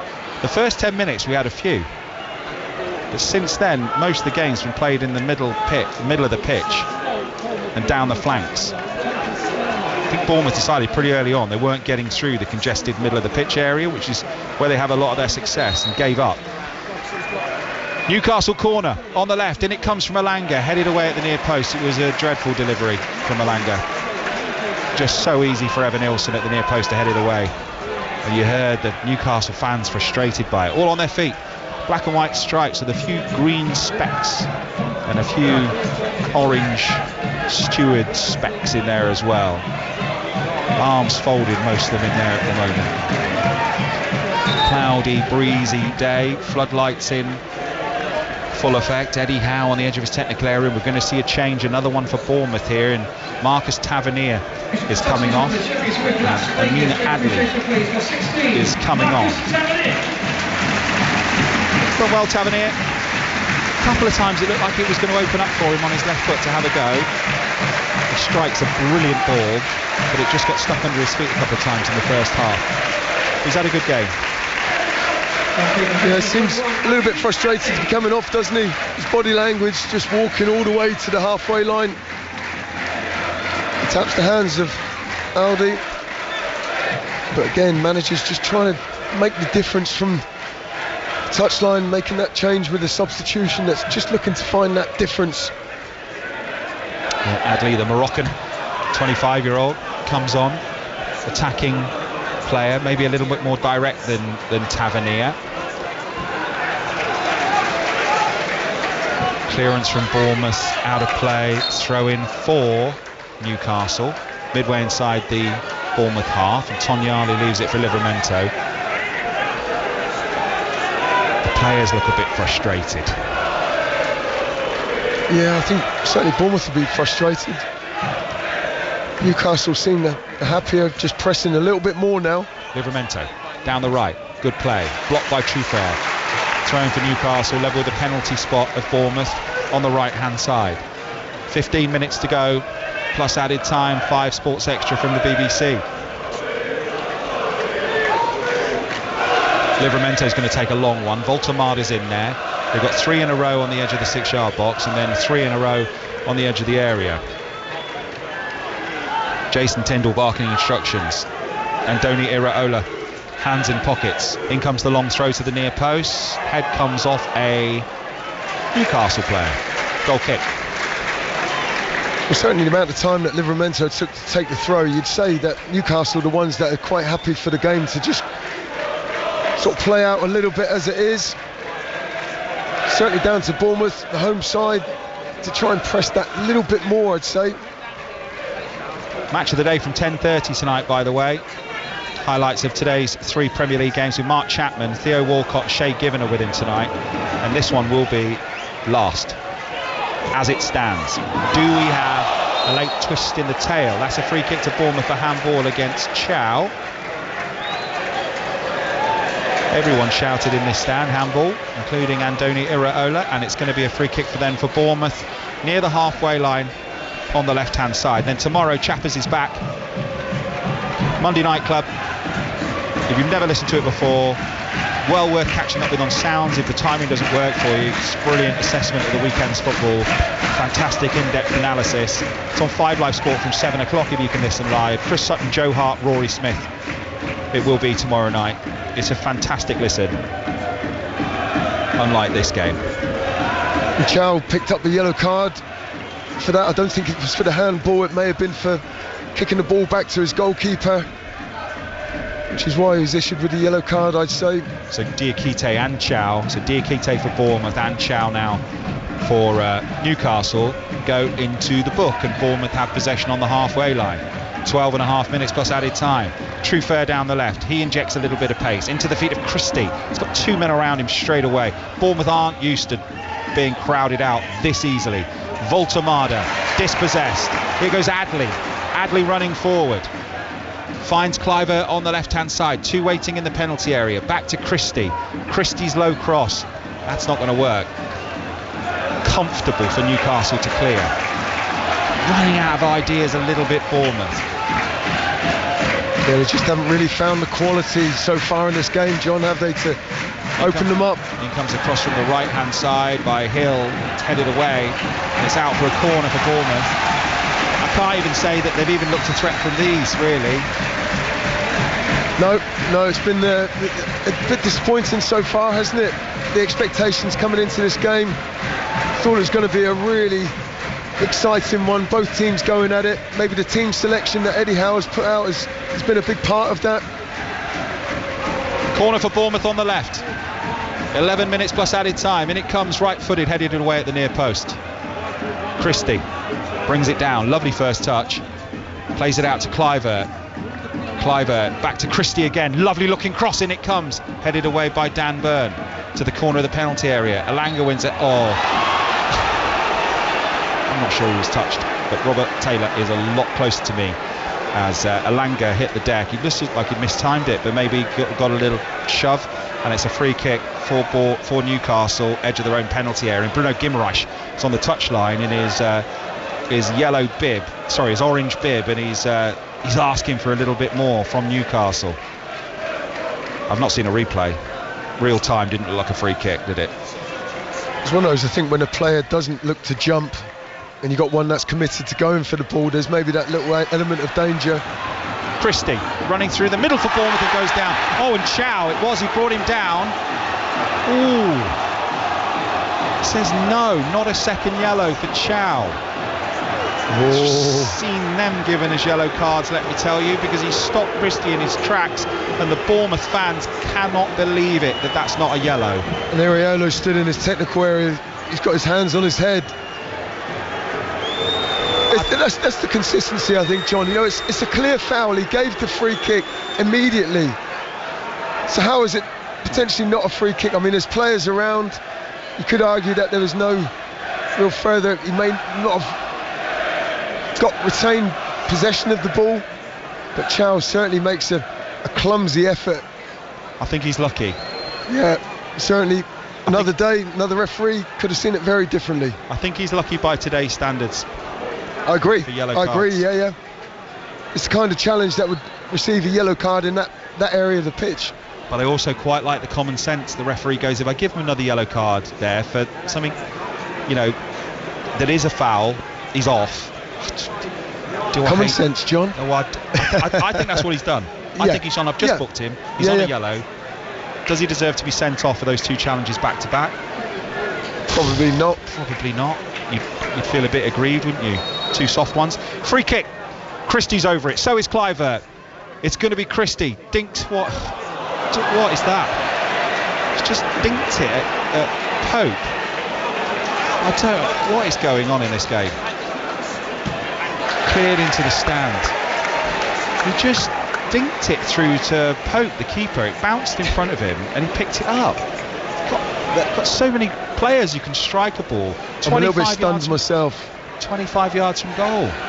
It was something or nothing, wasn't it? Goodness me. 8 minutes to go. Bournemouth 0, Newcastle 0. Newcastle have got a throw in right hand side and another chance for Livramento to launch it. Dan Burn's gone up. That free kick, surely that's got to have an attempt at goal. In it comes, headed away.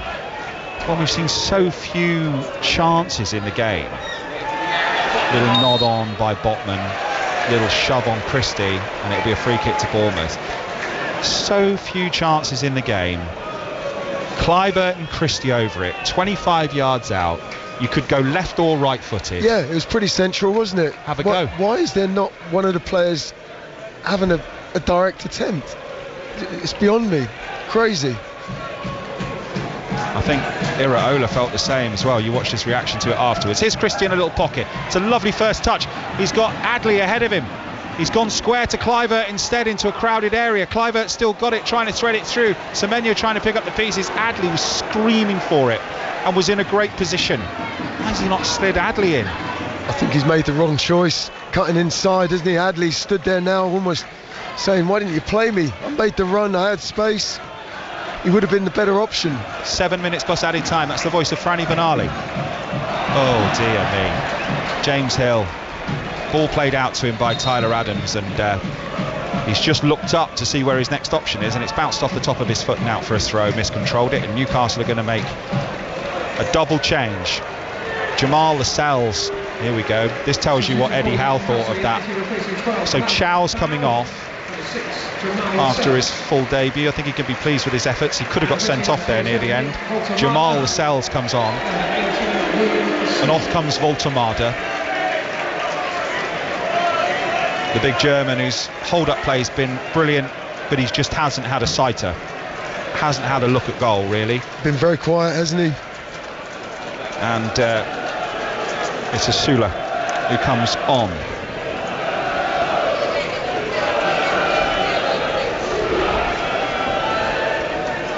0-0. Throw in for Newcastle inside their own half, left-hand side.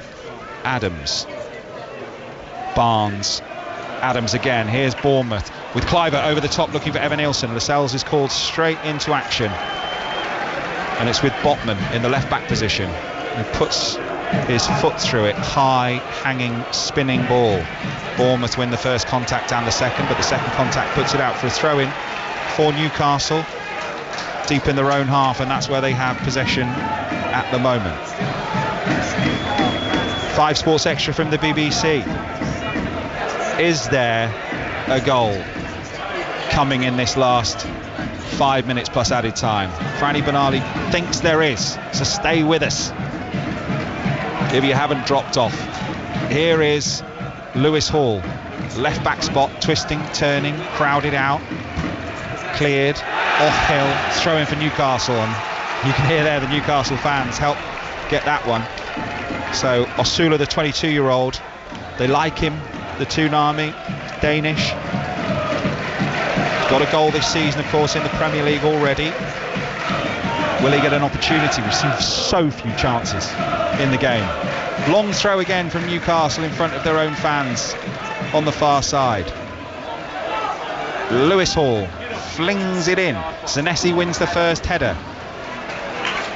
Cliver wins the second. Can Adley keep it in? He can. Christie, midway inside his own half, gets a shout of man on from the supporters around us. Tyler Adams, Diakite, Hill, and Bournemouth will try and build. 4 minutes to go, plus added time. It's 1-1 between Aston Villa and Sunderland. Isidore has equalised for Sunderland, who've got 10 men, a reminder, in that game. It was cash for Aston Villa. So this will be last on Match of the Day tonight with Mark. Newcastle clear, long, high, downfield. It's a good touch from Alanga, and then Barnes tries to come through. Sliced clearance from Bournemouth. Adley goes back to Trufair. Nice first touch from Trufair, deep in his own half. Adams, is there any space out there? Will we start seeing some tired legs and some spaces open up for either of these two teams? Bournemouth have got it deep in their own half.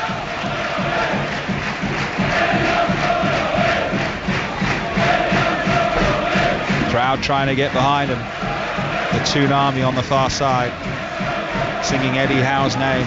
Bournemouth with a chance to go second in the table if they can find one. Here is Adley on the left. Here's a cross low.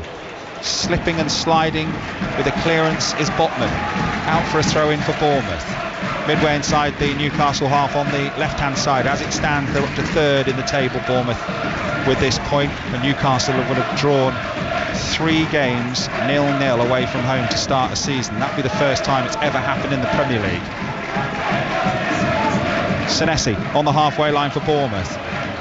It's just so on Bournemouth because Newcastle's shape has been so good. It's really hard to break down, haven't they? They set their standards out and they're stall out right at the beginning of this game with the formation and the team selection. It's worked, maybe just hoping for that one breakaway, that one chance that they could have maybe pinched a goal, but Bournemouth just haven't had the answers to break them down so far. Trufair goes on a run down the left and is clipped. Livramento says I didn't touch him. Didn't appear to be a lot in it. Just watching it again, watch the replay. No, it's not a free kick. It's fallen to the ground without any contact. Yeah. Could be a big call if Bournemouth score from this. Free kick for Bournemouth then. It's level with the 18-yard box on the left. And it's a chance to cross rather than shoot, you would think.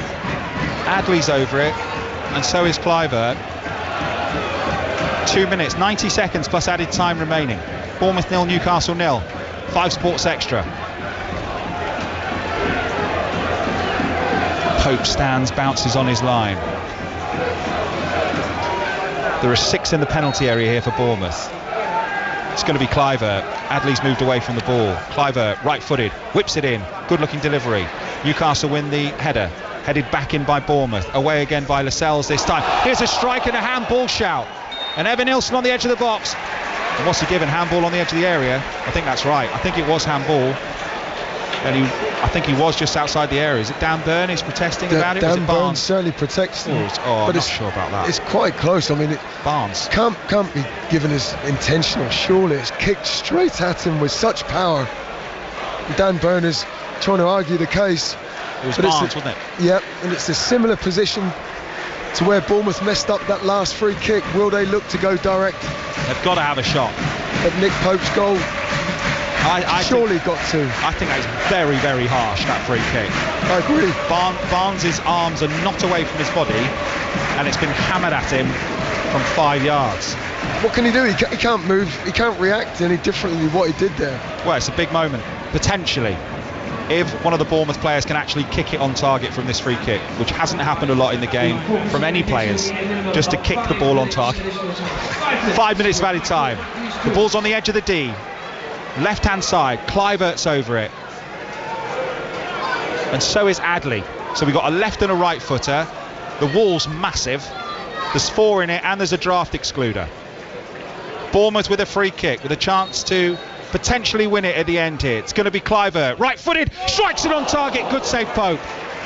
Low down to his left, will have seen it late. That's a really good save from the Newcastle keeper, who's had barely anything to do in the game. It's a corner for Bournemouth. Well, it's the first time he's been called into action for a long time, that's for sure. And it was on target from Clivert. It was low down to Pope's left-hand side, and he's dealt with it. He's pushed it away for a corner, but they've still got some work to do. Didn't really have to move. Set his wall up well, stayed in his shape. Corner left-footed. In it comes, swung in to the penalty area, bouncing, shouts for something, couldn't see what.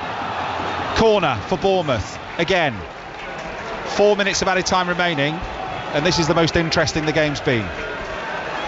Well, that might say a lot, John, mightn't it? It's certainly come to life at the right time. A few of the Bournemouth supporters in that stand behind Nick Pope's goal felt there was some appeal, but maybe it was more in hope than anything else.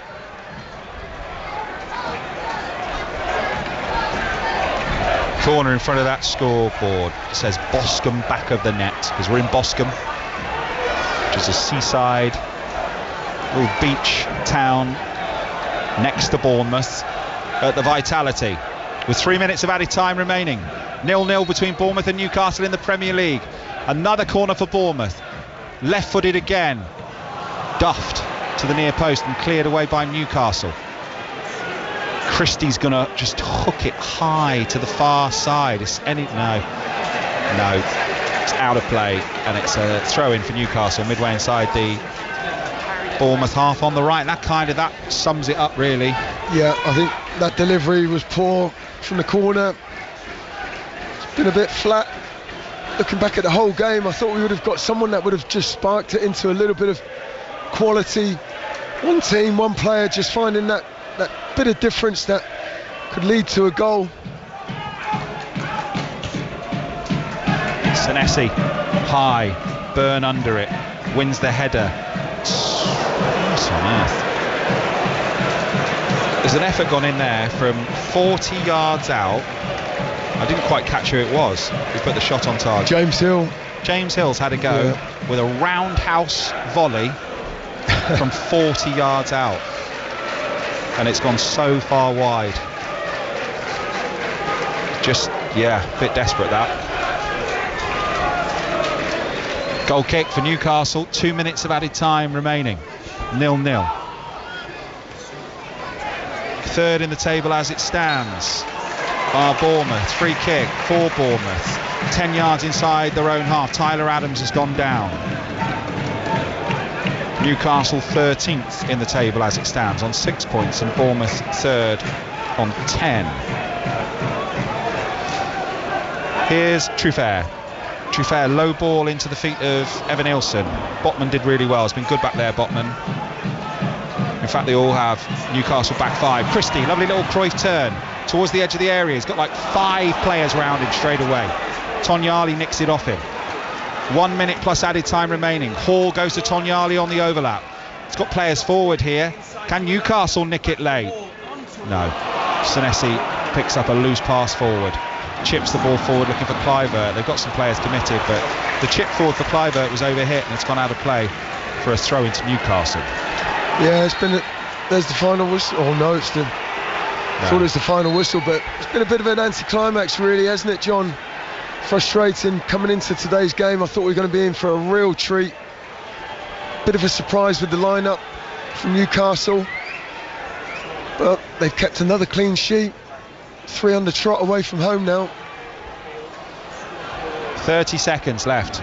Long high ball from Bournemouth. Evan Nilsson's actually won it by the corner flag. He's got Byrne with him, and it's a throw in for Newcastle by the corner flag. That'll be it. 10 seconds remaining. It will all be over, thankfully. Newcastle have done the job. They've done what they've set out to do by the looks of it. Bournemouth haven't had the answers to come up with the creativity, the quality, and enough attempts on goal to score. Oh dear. Well, no one knows how to react. A polite golf clap, I would say, from both sets of fans at the end, much like if someone holds a 3-footer. I'd say that was the measure of it, wouldn't it? Disappointing. I think I said it in comms though. I think it's a mark of respect to Bournemouth though. You know how good they've started this season. The way Newcastle set up certainly wasn't expecting that beforehand. I guess it's come back to one of those sayings: if you can't win, don't lose. Yeah.